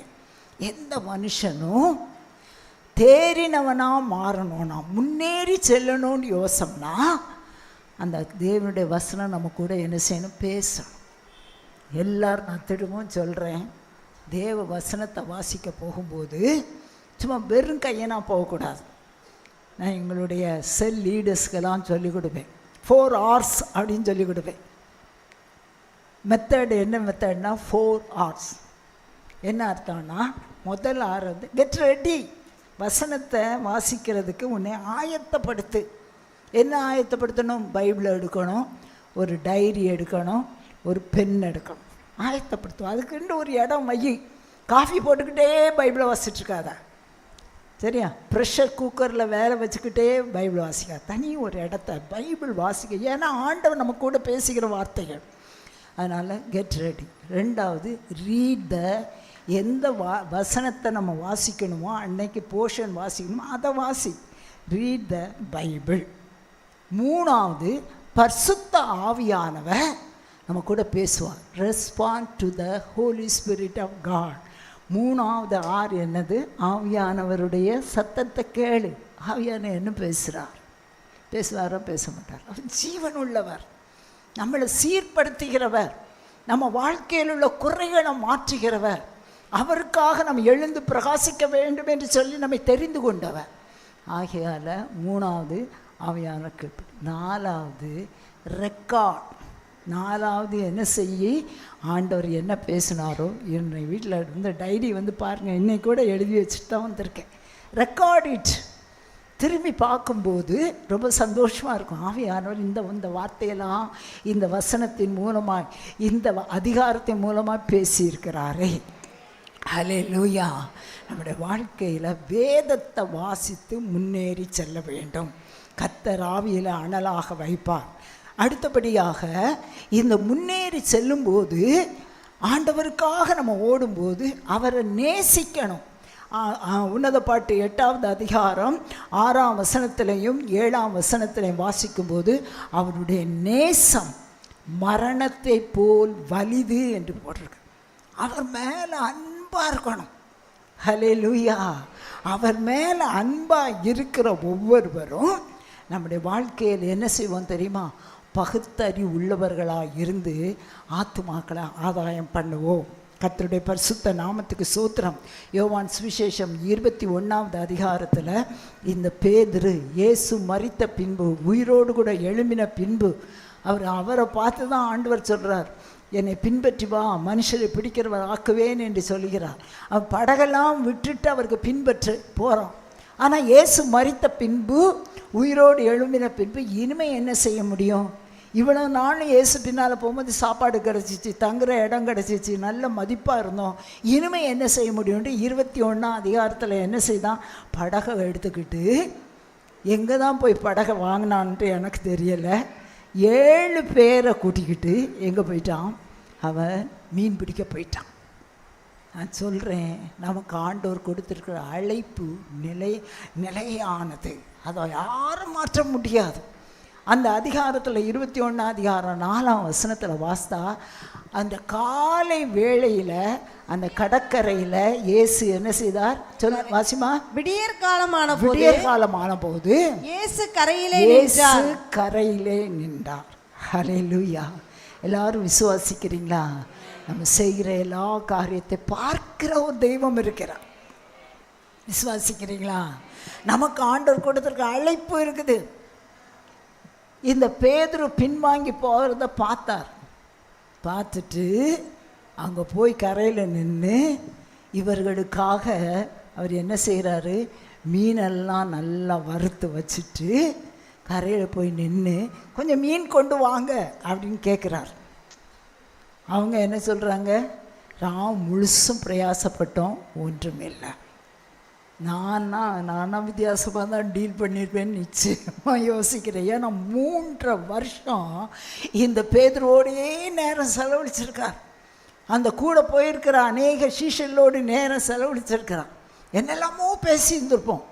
ஆனால் இயேசு எப்படி கூப்பிட்டு பிள்ளைகளே. ஹல்லேலூயா.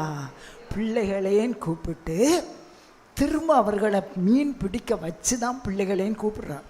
போடுங்க, வலது புறத்தை போடுங்க. வலது புறத்தில் அவர்கள் வலையை போட்ட போது அதை கிழியத்தக்கதாக 153 பெரிய மீன்கள் வந்துச்சு. அவ்வளோ நேரம் அந்த மீன் எங்கே போச்சுன்னு தெரில. ஆனால் 153 பெரிய மீன்கள் பிடித்த பிறகு இந்த சீஷர்களுக்கு அவர் சாப்பாடு கொடுத்துட்டு என்ன கேட்குறாரு? பேதுருவை பார்த்து, நீ என்னிடத்தில் அன்பாக இருக்கிறாயா? ஹல்லேலூயா. நல்லா அறிஞ்சுக்கோங்க சகோதரிகளே, ஆண்டவர் நமக்கு கொடுத்திருக்கிற அழைப்பு ஒரு நாள் மாறி போகாது. ஹல்லேலூயா. யோசிக்கலாம், ஐயோ இந்த புருஷனை போய் கட்டிட்டேனே.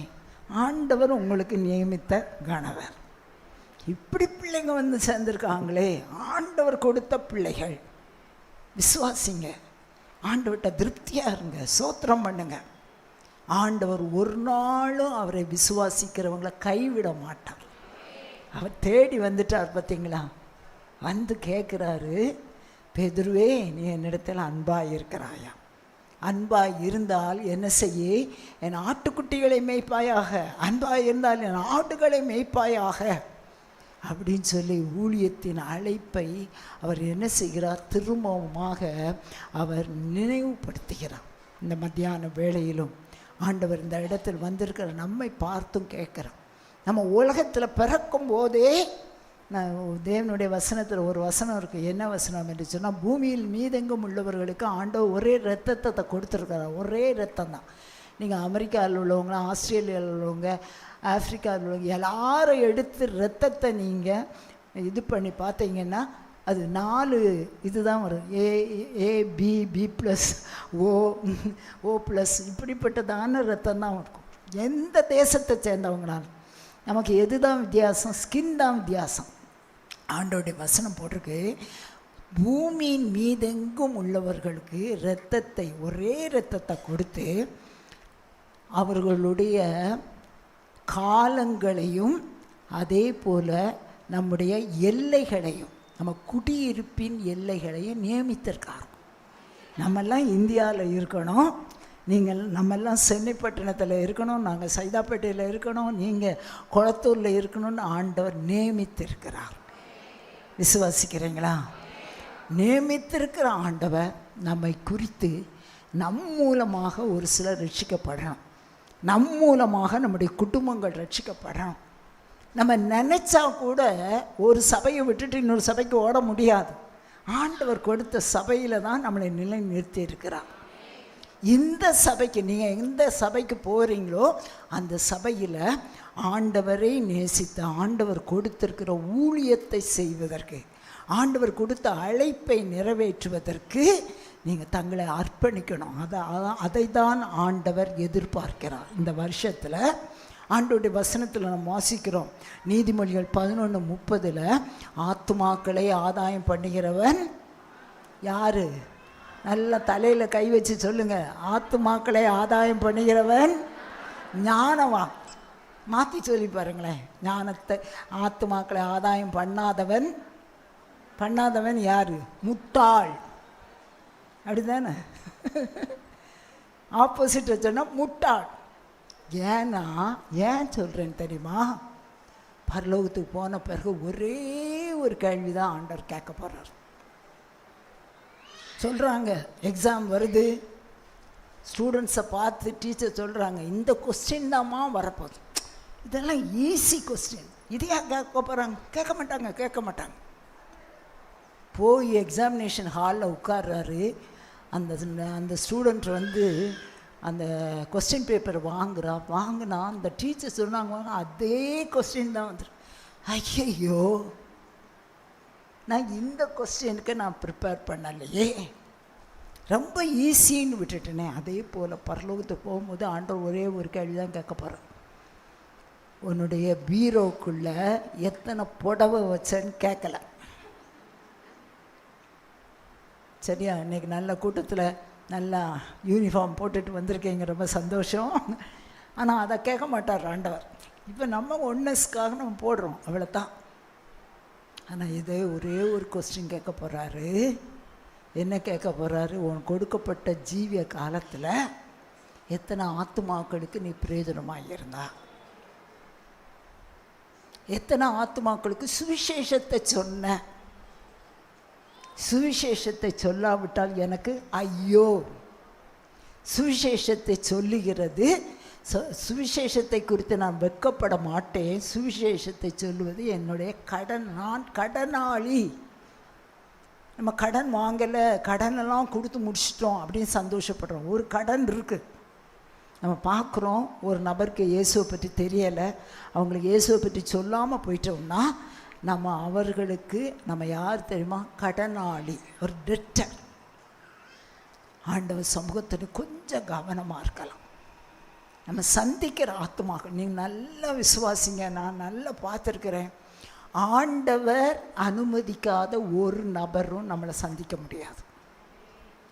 சந்திச்சிட்டாங்கன்னா அவங்களுக்கு என்னத்தை சொல்லிடணும்? சுவிசேஷத்தை சொல்லிடணும். அது நம்ம மேல் விழுந்த கடமை. சுவிசேஷத்தை சொல்லாதுன்னா எனக்கு ஐயோ. அதனால் இந்த இடத்துல வந்திருக்கிற ஒவ்வொருவரும் முன்னேறி செல்லும்போது ஆண்டவர் எதிர்பார்க்கிற ஒரு காரியம், நம்ம எல்லாருமே என்ன செய்யணும்? ஆத்துமாக்களை ஆதாயம் பண்ணணும். ஆத்துமாக்களை ஆதாயம் பண்ணுகிறவர்கள் ஆண்டவர் சமூகத்தண்டையில் ஆத்துமாக்களை ஆதாயம் பண்ணி அப்படியே விட்டுட்டு போயிடக்கூடாது. நான் சொல்லுவேன், எப்பவுமே சொல்லுவேன், எங்கள் பாஸ்டர்ஸுக்கும் சொல்லுவேன், எங்களுடைய ஸ்டூடெண்ட்ஸ்க்கு எல்லாத்துக்குமே சொல்லுவேன். எப்படின்னா, ஒரு குழந்தை ஒரு ஆஸ்பத்திரியில் ஒரு அம்மாவுக்கு பிறக்குது. பிறந்த உடனே அந்த பார்த்தா குழந்தை ரொம்ப அழகாக இருக்குது. டேட்டா நான் போயிட்டு வரேன், நீயே வளர்ந்துக்கொண்டு எதையாவது பிள்ளைய விட்டுட்டு வருவோம்மா? நம்ம பிள்ளை, நம்ம எந்த ஆத்மாவை கர்த்தருக்குள்ளே நடத்துகிறோமோ அந்த ஆத்மாவை எங்கே கொண்டு வரணும் தெரியுமா? வீட்டுக்கு கொண்டு வரணும். வீடு எது என்று சொன்னால் சின்ன குழு. நம்முடைய சபைகள்லாம் நிறைய ஆயிரக்கணக்கான ஆத்மாக்கள் இருக்காங்க. எல்லாரோடும் பேச முடியாது. ஆனால் சிறு குழுவுக்கு கொண்டு வந்தால் அதில் 10 to 12 பேர் இருப்பாங்க. அப்போ என்ன செய்ய முடியும்? அவங்களோடு கூட நல்ல ஒரு உறவு கொள்ள முடியும். அவங்கள என்ன செய்யணும்? பிறந்த குழந்தைய நம்ம என்ன செய்வோம்? 4 காரியத்தை ரொம்ப முக்கியப்படுத்தும். 1, அந்த குழந்தை சரியாக ப்ரீத் பண்ணுதான்னு பார்ப்போம். ப்ரீதிங் சரியாக இல்லாட்டி அந்த பிள்ளை ரொம்ப கஷ்டப்படுவோம். அதுக்குரிய ட்ரீட்மெண்ட் கொடுப்போம். ப்ரீதிங்கிறது தான் ஜபம் பண்ணுறதுக்கு கற்றுக் கொடுக்கணும். மெதுவாக குழுக்குள்ளே கொண்டு வந்து அந்த ஆத்மாவுக்கு ஆண்டவர்கிட்ட ஜபம் பண்ண கற்றுக் கொடுக்கணும். 2வது, அந்த பிள்ளைக்கு என்ன அவசியம்? பால். அந்த பாலை இத்தனை நேரம் தான் கொடுப்போம்னு சொல்லிட்டு நம்ம கணக்கு வைக்க மாட்டோம். எப்போல்லாம் அழுதோ அப்போல்லாம் பால் தான். அதே போல் அந்த பிள்ளைய வாஞ்சியோடு கூட இந்த ஞானப்பாலின் மேல் வாஞ்சியாக இருக்க முதல்ல வாசிக்க கற்றுக் கொடுக்க வேண்டிய பாட புஸ்தகம் எதுன்னா காஸ்பல் ஆஃப் ஜான், யோவான் சுவிசேஷத்தை அவங்க வாசிக்கிறதுக்கு சொல்லி அவங்கள என்கரேஜ் பண்ணணும். 3வது, ஒரு குழந்தைக்கு தேவை என்னென்னா ஃபெல்லோஷிப். ஒரு குழந்தை பிறந்த சமயத்தில் அந்த பிள்ளை அழுதுகிட்டே இருக்குன்னு சொல்லுவாங்க. அதை நல்லா குளிப்பாட்டி போட்டாலும் உடுப்பெல்லாம் போட்டாலும் என்ன செய்ய அழும். என்னென்னா அந்த அம்மா தூக்குன உடனே அழுக விட்டுரும். பார்த்துருக்கீங்களா? நம்ம குழந்தைகள்லாம் வளர்த்துருக்கோன்னு. அதுக்கு தான் என்ன பேர்? Mother touch. அதே போல் குழந்தைய நல்லா என்ன செய்யணும், வளர்ந்து வருகிற செல்லுக்குள்ளே வளர்ந்து வருகிற அந்த குழந்தைக்கு நல்ல ஃபெல்லோஷிப் கொடுக்கணும். அவங்க ஸ்ட்ரேஞ்சர்ஸாக இருக்கிற அவங்கள யாராக மாற்றணும், நமக்கு சொந்தமானவர்களாய் ஃப்ரெண்ட்ஸாக மாற்றணும். 4வது, அவங்க வளர்ந்து வரும்போது எங்கே கொண்டு வரணும், சபைக்கு கொண்டு வந்து அவர்களோடு கூட, அதுதான் போடுறோம் பிரதான கட்டளையை நம்ம பார்த்தோம் பாருங்கள். அவங்க ஞானசானம் எடுப்பதற்கும் அதே போல் இப்படிப்பட்ட சின்ன குழுவில் கலந்து கொள்வதற்கும் பலவிதமான எங்களுடைய சர்ச்சில் வந்து சர்ச் எஜுகேஷன் வச்சுருக்கோம். அந்த சர்ச் எஜுகேஷனில் சேர்த்தா அவங்க கண்டிப்பாக 1.5 வருஷத்துக்குள்ள உண்மையாய் ஆண்டவரை பின்பற்றுகிற சீஷர்களாக மாறிடுவாங்க. அதுதான் ஆண்டவருடைய திட்டம். ஹல்லேலூயா. இந்த நாட்களில் ஆண்டவருக்காக நம்ம ஆத்துமாக்களை ஆதாயம் பண்ணணும். நம்ம வீடுகளை இந்த குழுக்கள் நடத்துகிறதுக்கு ஆக்கில்லா பிரிஸ்கில்லா தங்களுடைய வீட்டை என்ன செய்தாங்க, சபை, வீட்டு சபை நடத்துவதற்கு திறந்து கொடுத்தாங்க. அது நிமித்தம் இந்த ஆக்கில்லா பிரிஸ்கில்லா மேலே பிரஜாதி மக்கள் எப்படி இருந்தாங்களா, நன்றியாக இருந்தாங்களாம். இவங்க வீட்டுக்குள்ளே போய் கர்த்தருடைய வசனத்தை கேட்டபடினால்தான் இன்றைக்கும் ஆண்டவர் எனக்கு அற்புதம் செய்திருக்கிறார், எங்களுடைய வாழ்க்கையில் நாங்கள் நல்ல நிம்மதியை பெற்றுக்கொண்டோம் அப்படின்னு சொல்லுவாங்க. புறஜாதி மக்கள் நம்ம வீட்டுக்குள்ளே வந்து குழுக்களை நடத்துவதற்கு நம்ம வீட்டை திறந்து கொடுக்கணும். அப்போஸ்தலர் 12ஆம் அதிகாரத்தில் அந்த இந்த பேதுரு சிறைச்சாலையில் இருக்கும்போது ஜெபம் எங்கே நடந்துச்சு, சபையார் ஊக்கத்தோடு ஜெபம் பண்ணினார்கள் என்று சொல்லி 12:5 வாசிக்கும். எங்கே நடந்துச்சு, மார்க்குவின் தாயாகிய மரியாளுடைய வீட்டில் ராத்திரி உட்கார்ந்து ஜெபம் பண்ணுறாங்க. அப்போ நம்முடைய வீடுகள் என்ன செய்யணும், ஜெபத்திற்கும் ஜெபக்குழுக்கள் நடத்துறதற்கும் அதே போல் இந்த கேர்செல் அல்லது செல் நடத்துறதற்கும் நம்ம வீட்டை என்ன செய்யணும், திறந்து கொடுக்கணும். ஹல்லேலூயா. அப்படிப்பட்டவர்களை கர்த்தர் நிச்சயமாக ஆசீர்வதிப்பா. ஒரு கொர்நேலியுடைய வீட்டில் பேதுரு வர்றதுக்கு முன்னாலேயே அந்த கொர்நேலியு அப்போஸ்தலர்களுடைய 10ஆம் அதிகாரத்தில் அவனுடைய உறவின் முறையார் விசேஷித்த சிநேகிதர் எல்லாரையும் கூப்பிட்டு வச்சு பேதுருக்காக காத்திருந்தாங்க.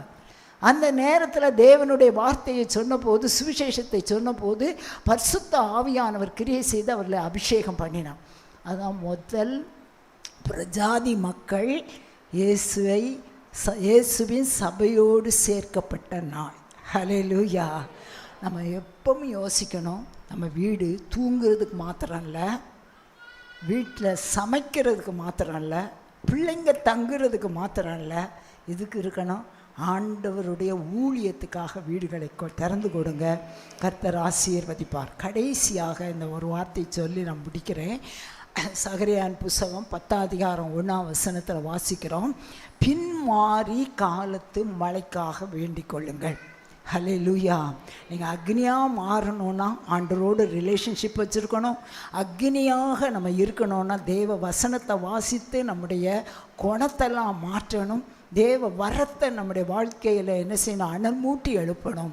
அவருக்காக நம்ம தொடர்ந்து ஓடும்போது ஆத்துமாக்களை ஆதாயம் பண்ணணும்னு படித்தோம். கடைசியாக அவருக்காக நம்ம தொடர்ந்து ஆண்டவருக்காக முன்னேறி செல்வதற்கு நம்ம தேசத்தில் ஒரு எழுப்புதல் வரணும். விசுவாசிக்கிறீங்களா? நம்முடைய தேசத்தில் ஒரு பின்மாறி மழை பொழியணும்.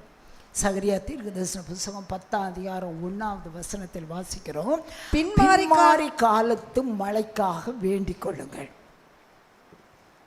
சுவிசேஷத்தை சொல்கிறதுக்கு வெளியே ஆட்களை பார்க்கணும். ஆனால் ஜெபம் பண்ணுறது நம்ம வீட்டுக்குள்ளே ஜெப பலிபீடத்தை கட்டணும். ஹல்லேலூயா. எந்த இடத்துலெல்லாம் பலிபீடம் கட்டுகிறோமோ அந்த இடத்துக்கு மேல் இருக்கிற வானம் திறக்கப்படும். விசுவாசிக்கிறீங்களா? உங்கள் வீட்டில் தனி ஜெபம் வேணும். 2வதாக குடும்ப ஜெபம் வேணும். குடும்ப ஜெபம் பண்ணாதான் நம்ம வீட்டை சுற்றிலும் வேலி இருக்கும், வீட்டை சுற்றிலும் ஒரு கோட்டை இருக்கும். அன்றைக்கு ஒரு யோபை பார்த்து அந்த பிசாசு சொல்கிறான், சரியா, ஆண்டவர் சொல்லலை, பிசாசு சொல்கிறான், அவனை சுற்றிலும் அவனுக்கு உண்டான யாவற்றை சுற்றி வேலி அடைக்கவில்லையா, குடும்ப ஜெபம் நம்முடைய குடும்பங்களில் என்னத்தை கொண்டு வரும்? வேலியை கொண்டு வரும். ஹல்லேலூயா. குடும்ப ஜெபம் எங்கெல்லாம் இருக்குதோ இருவர் ஒருமனப்பட்டு ஏதாவது ஒரு காரியத்தை குறித்து வேண்டிக் கொள்வார்கள், ஆனால் பரலோகத்தின் பிதாவினால் அது அவர்களுக்கு உண்டாகும். மத்தேயு 18 அதிகாரம் 16, 18, 19, 20 வசனத்தில் வாசிக்கிறோம். 2 பேர் ஒருமனப்பட்டா குடும்ப ஜெபத்தில் கண்டிப்பாக நான் சொல்கிறேன், உங்கள் குடும்பம் நல்லா இருக்கணும்னா யாராவது குடும்ப ஜெபம் பண்ணாமல் இருந்தீங்கன்னா இன்னிலிருந்து ஆரம்பிச்சிருங்க. இருவர் ஒருமனப்பட்டு ஜெபம் பண்ணா. நாங்கள் எத்தனையோ காரியத்துக்காக எங்கள் வீடுகளில் குடும்ப ஜெபத்தில் சபையில் உள்ள மக்களுக்காக, சபையில் இருக்கிற அநேக பிரச்சனைகளுக்காக ஆண்டவர்கிட்ட ஜெபம் பண்ணுவோம். ஆச்சரியமாக இருக்கும். அடுத்த நாளே என்ன கிடச்சிருக்கும்? பதில் கிடச்சிருக்கும். பிள்ளைகளுக்குரிய காரியங்களையும் பார்த்துருக்குறோம். குடும்ப ஜெபம் ரொம்ப மிகவும் முக்கியம். ஏனெனில் 2 அல்லது 3 பேர் என் நாமத்தினால் எங்கே கூடியிருக்கிறீர்களோ அவர்கள் நடுவில் நான் இருக்கிறேன். கர்த்தருடைய பிரசன்னா நம்ம வீட்டுக்குள்ளே வரும் குடும்ப ஜெபத்தின் மூலமாக. ஜெபம் ரொம்ப முக்கியம். ஜெப பலிபீடத்தை நம்ம கட்டணும்.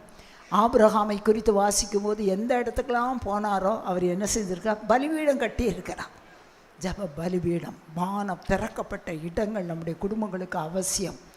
அப்போஸ்தலர் நடபடிகள் 2 அதிகாரம் 14 வசனத்தில் அப்போஸ்தலர்களோடு கூட யாரும் ஜெபம் பண்ணாங்க? சகோதரிகளும் ஜெபம் பண்ணாங்க. ஹல்லேலூயா. அது நிமித்தமாக தான் அப்போஸ்தலர் நடபடிகள் 2 அதிகாரத்தில் பரிசுத்த ஆவியானவர் ஊற்றப்பட்டார். ஹல்லேலூயா. இப்போ திரும்பவும் ஆண்டவர் நம்ம கொடுத்துருக்கிற வாக்குத்தத்த வசனம் ஏசாயா தீர்க்கதரிசன புஸ்தகம் 44 அதிகாரம் 3 வசனத்தில் என்ன அந்த வசனம் மாத்திரம் வாசிங்கம்மா. ஏசாயா 44.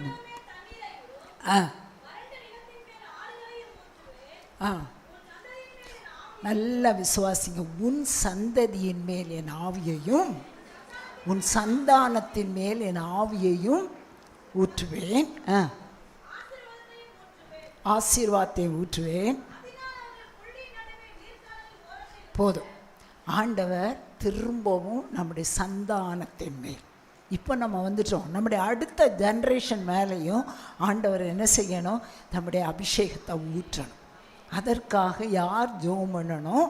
அன்றைக்கு அப்போஸ்தலரோடு கூட சேர்ந்து சகோதரிகளும் ஜெபம் பண்ண போல் நம்ம ஜெபத்தில் தரித்திருக்கணும். என்ன ஜெபம் பண்ணணும்? நான் பார்த்துறேன், அடிக்கடி நான் சபையில் சொல்கிற காரியம் அதுதான். உங்கள் தேவைக்காக மாத்திரம் ஜெபம் பண்ணிட்டு இருக்காதீங்க. ஆண்டவர் சொல்கிற, என் காரியமாக யார் போவா? அவருடைய காரியமாக யார் ஜெபம் பண்ண போகிறா? நம்முடைய பட்டணத்தில் ஒரு எழுப்புதல் வரணும், நம்ம தமிழ்நாட்டில் ஒரு எழுப்புதல் வரணும், நம்ம தேசத்தில் எழுப்புதல் வரணும். அதற்காக முதல்ல தனி ஜெபம் தேவை, 2வது குடும்ப ஜெபம் தேவை, 3வது குழுக்களாக உட்கார்ந்து ஜெபம் பண்ணணும். சரியா? இந்த நாட்களில் குழுக்களாக ஜெபம் பண்ணுறதுக்கு சபைக்குள்ளேயும் ஜெபம் பண்ணலாம். அதே மாதிரி எல்லாருக்குமே என்ன இருக்குது? ஃபோன் மூலமாகவே என்ன செய்யலாம்? ஒரு 10 பேர் சேர்ந்து தேசத்தின் எழுப்புதலுக்காக, தேசத்தில் காணப்படுகிற காரியங்கள், நீங்கள்லாம் நியூஸ் கேட்குறவங்க தான். என்னென்ன நியூஸ் எல்லாம் தேவனுடைய ராஜ்யத்துக்கு விரோதமான காரியங்கள் வருகிறதோ, புதுசாக ஆர்டர்லாம் வருது. இந்த ஆர்டர்லாம் வந்திருக்கு, கையில் ஆர்டர் வரல, அந்த நியூஸ் ஃபோனில் வந்திருக்கு. இப்படிப்பட்ட காரியம்லாம் செய்யக்கூடாது என்று சொல்லி கர்த்தருடைய ஊழியங்கள் முன்னேற செல்ல முடியாதபடி திட்டங்கள்லாம் வருது. இதெல்லாம் என்ன திட்டங்கள்? ஆமானின் திட்டங்கள், அகித்தோப்பேலின் ஆலோசனைகள். யார் கொடுக்குறது இந்த ஆலோசனையும்? ஆமாம், இந்த திட்டங்களையும் யார் பின்னால் யார்? ஆமான் இருக்கான் அகித்தோப். யாருக்காக ஜெபம் பண்ணோம்? அதுதான் நம்ம வாசிக்கிறோம். 2 தீமோத்தேயு 2 அதிகாரம் 1 முதல் 4 வசனத்தில் ஆண்டவர் சபைக்கு கொடுக்கிற புத்தி என்னவெனில், யாருக்காக ஜெபம் பண்ணணுமா? எல்லா மனுஷருக்காக. எல்லாம் எப்படி ஜெபம் பண்ணணும்னா, தேசத்தினுடைய ஒரு மேப்பை கண்ணு முன்னால் கொண்டு வந்துருங்க. நம்மெல்லாம் படிச்சிருக்கோம், மேப் தெரியும். அங்கே இமயமலை இருக்குது, இங்கே என்ன இருக்குது? கன்னியாகுமரி இருக்குது. எத்தனை ஸ்டேட்ஸ் இருக்குது? 28 ஸ்டேட்ஸ் இருக்குது, 7 யூனியன் டெரிட்டரிஸ் இருக்குது. இதெல்லாம் ஒருவேளை நமக்கு பேரெல்லாம் தெரியலாட்டியும் அதை கொஞ்சம் மேப்பை நம்ம கொண்டு வரலாம். ஆண்டவர்கிட்ட ஜெபம் பண்ணுங்க. என்ன ஜெபம் பண்ணணும்? பரிசுத்த ஆவியானவர் நம்ம தேசத்தின் நடுவில் என்ன செய்யணும்? கிரியை செய்யணும். இந்த வசனத்தின்படி எல்லா ஜனத்துக்காகவும் அவர்கள் கர்த்தரை அறிகிற அறிவை அடைவதற்கு, ரட்சிக்கப்படுவதற்கு ஜெபம் பண்ணணும். ரெண்டாவது எதற்காக ஜெபம் பண்ணணும்? ஆமான், அகித்தோப்பேல் அப்படின்றதெல்லாம் யார்? அதிகாரிகள். நம்முடைய தேசத்தை நடத்துகிற அதிகாரிகளுக்காக ஜெபம் பண்ணணும். அவங்க தான் என்ன செய்கிறாங்க? தேவ ராஜ்யத்துக்கு விரோதமான சட்டங்களை போடுறாங்க. எங்கே வச்சு போடுறாங்க நமக்கு தெரியாது. ஆனால் ஆண்டவருடைய கண்களுக்கு மறைவார்ந்து ஒன்றும் கிடையாது. என்ன ஜெபம் பண்ணணும்? நாங்கள் இந்த நாட்களில் ஆண்டவரே உம்முடைய ராஜ்யம் கட்டப்படுவதற்கும் உம்முடைய ராஜ்யத்துக்கு விரோதமான காரியங்கள், பயமும் கலகமும் இல்லாதபடிக்கு நாங்கள் ஜீவனம் பண்ணும்படியாக. முந்தைய நாட்களில் ஒரு தடவை திடீரென்று சொல்லி வந்துச்சு, ஞானஸ்தானம் கொடுக்கக்கூடாது, ஞானஸ்தானம் கொடுக்குறவங்களுக்கு இவ்வளோ பெரிய ஃபைன், இதெல்லாம் வந்துச்சு. இப்படிப்பட்ட சட்டங்கள்லாம் வரக்கூடாது. அதற்கு முன்பாக நம்முடைய பட்டணத்தில் உள்ள ஜனங்கள் யோர்தான் நதியில் யோவான் ஞானஸ்நானம் கொடுத்த போது யோர்தானை சுற்றிலும் உள்ள எல்லா இடங்களிலிருந்தும் ஜனங்கள் வந்தாங்க. அப்போஸ்தலர் நடபடிகள் 5:14 வாசிக்கிறோம். அந்த ஆதி திருச்சபையில் அனனியா சப்பீராளுக்கு நடந்ததன் காரியத்தின் மூலமாக மக்களுக்குள் பயம் வந்தது. எல்லா ஜனங்களும் புருஷர்களும் எங்கே வந்தாங்களாம்? ஆலயத்துக்கு வந்தாங்க. அதே போல் ஏசாயா 3:1 வாசிக்கிறோம். ஆண்டவர் எல்லாவற்றை காட்டிலும் என்ன செய்கிறாராம்? ஆலயத்தை மேன்மைப்படுத்துகிறார். ஆலயத்துக்குள்ள ஜனங்கள் என்ன செய்யணும்? ஓடி வரணும். அதுக்காக என்ன செய்யணும்? சும்மா இருந்தால் வராது. நம்ம என்ன செய்யணும்? சகோதரிகளாகிய நம்ம ஜெபம் பண்ணணும். ஜெபம் பண்ணி இந்த எலியாவை போல யாக்கோபு 5:17-18 வாசிக்கிறது போல கருத்தோடு கூட ஊக்கத்தோடு கூட ஆண்டவர் சமூகத்தினை ஜெபம் பண்ணணும். இந்த எலியா ஊக்கத்தோடு ஜெபம் பண்ணதுனால 3 வருஷமும் 6 மாதம் மழை பெய்யலை. திரும்பவும் ஜெபம் பண்ணார், மழை பெஞ்சு. ஊக்கத்தோடும் ஆண்டவர் சமூகத்தண்டையில் ஆண்டவரே இது கண்டிப்பாக நடத்தணும், அப்படி நடக்கணும் அப்படின்னு சொல்லி ஊக்கத்தோடு ஜெபம் பண்ணணும். இந்த ஜப ஆவி நமக்கு எப்படி இருக்க வேண்டும் என்றால், இந்த ஒரு வசனத்தை வாசிங்க.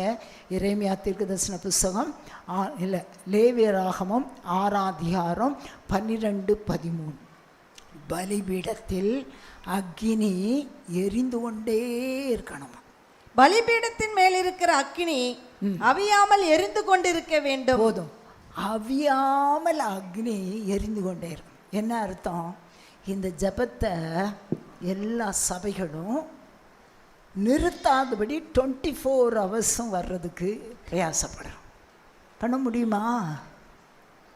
24 ஹவர்ஸ் எங்கேயும் இங்கே உள்ளுக்கு உங்கள் சபைக்குள்ளே வந்து ஜெபம் பண்ணுறதுக்கு வசதி இருந்தால் ஜெபம் பண்ணுங்க. அப்படி இல்லாட்டி என்ன செய்யலாம்? வீடுகள்லையே கொஞ்சம் கான்ஃபரன்ஸ் கால் மூலமாக 24 ஹவர்ஸும் என்ன செய்யலாம்? ஜெபம் பண்ணலாம். பலிபீடத்தில் அக்கினி என்ன செய்யக்கூடாதான்? அவிந்தே போகக்கூடாதான். ஜப ஆவி அவிந்து போகக்கூடாது. அதற்காக ஆசாரியன் என்ன செய்ய வேண்டும் என்று சொன்னால், அதிகாலையில் எழும்பி அதனுடைய கட்டையை அடுக்கணுமா. ஹல்லேலூயா. நான் சொல்கிறேன், ஆசாரியர் கர்த்தர் நம்மை யாராக மாற்றி இருக்கிறார்? அவரால் தெரிந்து கொள்ளப்பட்ட ராஜரீக ஆசாரிய கூட்டம். ஹல்லேலூயா. அதே போல் நம்ம தேவனுடைய வசனத்தில் வாசிக்கும்போது நம்ம வாசிக்கிறோம், நாம் அவருடைய சொந்த ஜனம், அவருக்கென்று பரிசுத்த ஜாதியாக இருக்கிறோம். ராஜரீக ஆசாரிய கூட்டம். அந்தகாரத்தில் இருக்கிறவர்களிலிருந்து ஆச்சரியமான ஒளியினிடத்துக்கு கொண்டு வந்தவருடைய புண்ணியங்களை அறிவிக்கிற ஆசாரியர்கள். 2 காரியம் செய்யணும் ஒவ்வொருத்தரும். ஒரு பக்கம் சுவிசேஷம் அறிவிக்கணும், அடுத்த பக்கம் என்ன செய்யணும்? ஜபம் பண்ணணும். கர்த்தர் நம்மை எடுத்து இந்த நாட்களில் பயன்படுத்துவார். இதற்காக ஆசாரியன் காலையிலே எழுப்பி என்ன செய்யணும்? பிளான் பண்ணணும், என்னென்ன கட்டையை போடணும். சரியா? நீங்கள் நல்லா 24 ஹவர்ஸும் ப்ரேயர் பண்ணுறதுக்கு நீங்கள் என்ன செய்யுங்க? பிளான் பண்ணுங்கள். அதே போல் குழுக்கள் நடத்துகிறதற்கும் பிளான் பண்ணுங்கள். கர்த்தர் ஆசீர்வதிப்பார். ஒரு நாள் ஆண்டவர் நம்மளை பார்த்து சொல்லுவார், நீ ஜெபம் பண்ண அந்த ஜெபத்தின் மூலமாக கொர்நேலியு ஜெபம் பண்ணதுனால தான் என்னது அங்கே உள்ள பிரஜாதி மக்கள்லாம் ரட்சிக்கப்பட்டுறாங்க. அதே போல் உன் ஜெபம் தேவனுடைய சன்னிதானத்தில் வந்து எட்டினது. எரேமியா தீர்க்கதரிசன புஸ்தகம் 50வது அதிகாரம் 51வது அதிகாரம் 20வது வசனத்தில் வாசிக்கிறோம். கர்த்தர் நம்மை யாராக மாற்றுகிறாராம். வாசிங்க. 51 நம்ம எல்லாருமே சொல்லுங்க, நம்ம எல்லாம் யாராம்? சர்வாயுதமும் தண்டாயுதமும் அஸ்திர ஆயுதமும் எக்ஸ்கியூஸ் மீ, தண்டாயுதமும் அஸ்தக்கடம். அதாவது என்ன அர்த்தம்னா, நம்ம எல்லாருமே ஆண்டவர் சன்னிதானத்தில் யார்? தண்டாயுதம். ஆண்டவர் பின்னால் என்ன சொல்லியிருக்கிறார்? அந்த பிரஜாதி மக்களை, பிசாசின் கிரியைகளை நம் மூலமாய் நொறுக்கி போடுவார். ஹல்லேலூயா. நம்ம என்ன செய்யணும்? குழுவாக ஜெபம் பண்ணுறது மாத்திரமல்ல, குழுவாக புறப்பட்டு ப்ரேயர் வாக் போகணும். இந்த வட்டாரங்களில் இருக்கிற அந்தகாரத்தின் கிரியைகள் வான மண்டலத்தில் உள்ள, அதை தான் நம்ம வாசிக்கிறோம். எபேசியர் 6:12 ஒவ்வொரு வட்டாரத்திலும் என்ன காணப்படுகிறது? அந்தகாரத்தின் கிரியைகள், வான மண்டலத்தில் பொல்லாத ஆவிகள், துரைத்தனங்கள் மூலமாய், அதிகாரங்களின் மூலமாய் செயல்படுகிற பிசாசின் கிரியைகள், அந்த வான மண்டலத்துள்ள பொல்லாத ஆவிகளை நம் கட்டுப்படுத்துவதற்கு, பிசாசின் கிரியைகளை நொறுக்கி போடுவதற்கு கர்த்தர் நம்மை யாராக மாற்றியிருக்கிறார்? தண்டாயுதமாய் மாற்றியிருக்கிறார். ஹல்லேலூயா. பிரஜாதிகளை நொறுக்கி போடுவேன்னா ஆட்களை அழிக்கிறது அல்ல, ஆட்களுக்கு பின்னாக கிரியை செய்கிற அசுத்த போராட்டத்தின் ஆவியை நம்ம அழித்து போடுவோம். கர்த்தர் அதற்குரிய அபிஷேக தைலத்தை நமக்கு கொடுப்பான். இந்த நாட்களில் முன்னேறி செல்ல வேண்டிய நீங்கள் குடும்ப வாழ்க்கையில் ஆண்டவருக்கென்று நல்ல சாட்சியாக இருப்பதற்கு முன்னேறி செல்லுங்கள். ஆண்டவருக்காக அக்னியாக ஆவியில் அனலாக இருப்பதற்கு உங்களை ஒப்பு கொடுங்க. 3வது, தேவ வார்த்தையை வாசித்து அதன் மூலமாக நற்குணசாலிகளாக மாறிடுங்க. ஹல்லேலூயா. 4வதாக, ஆத்துமாக்களை ஆதாயம் பண்ணி நம்முடைய வீடுகளை எல்லாம் ஆண்டவருக்காக திறந்து கொடுத்து, ஒரு சில பிரஜாதி மக்கள் இயேசுவை அறிவதற்கு, அவர்களுக்கு சுவிசேஷத்தை சொல்வதற்கு நம்முடைய வாழ்க்கையில் தீர்மானம் எடுக்கலாம். அந்த காரியத்தில் என்ன செய்யணும்? முன்னேறி செல்லணும். கடைசியாக நம்முடைய வாழ்க்கையில் எது அவசியம்? ஜெப ஆவி. எதற்காக ஜெபம் பண்ணும்? ஆண்டவர் என் புருஷனை ரட்சியம், மகனுக்கு நல்ல வேலை கொடும், நல்ல பொண்ணு கொடும், நல்ல மாப்பிள்ளை கொடும் அப்படின்றது அல்ல. அதுக்கு மேலே நீங்கள் ஜெபம் பண்ணுங்க. நான் நிச்சயமாக சொல்கிறேன், முதலாவது தேவனுடைய ராஜ்யத்தையும் அவருடைய நீதியையும் தேடுங்க. அப்பொழுது இவைகள் எல்லாம் என்ன செய்யுமா? கூட கொடுக்கப்படும். நமக்கு பின்னால் ஓடி வரும். விசுவாசிக்கிறீங்களா?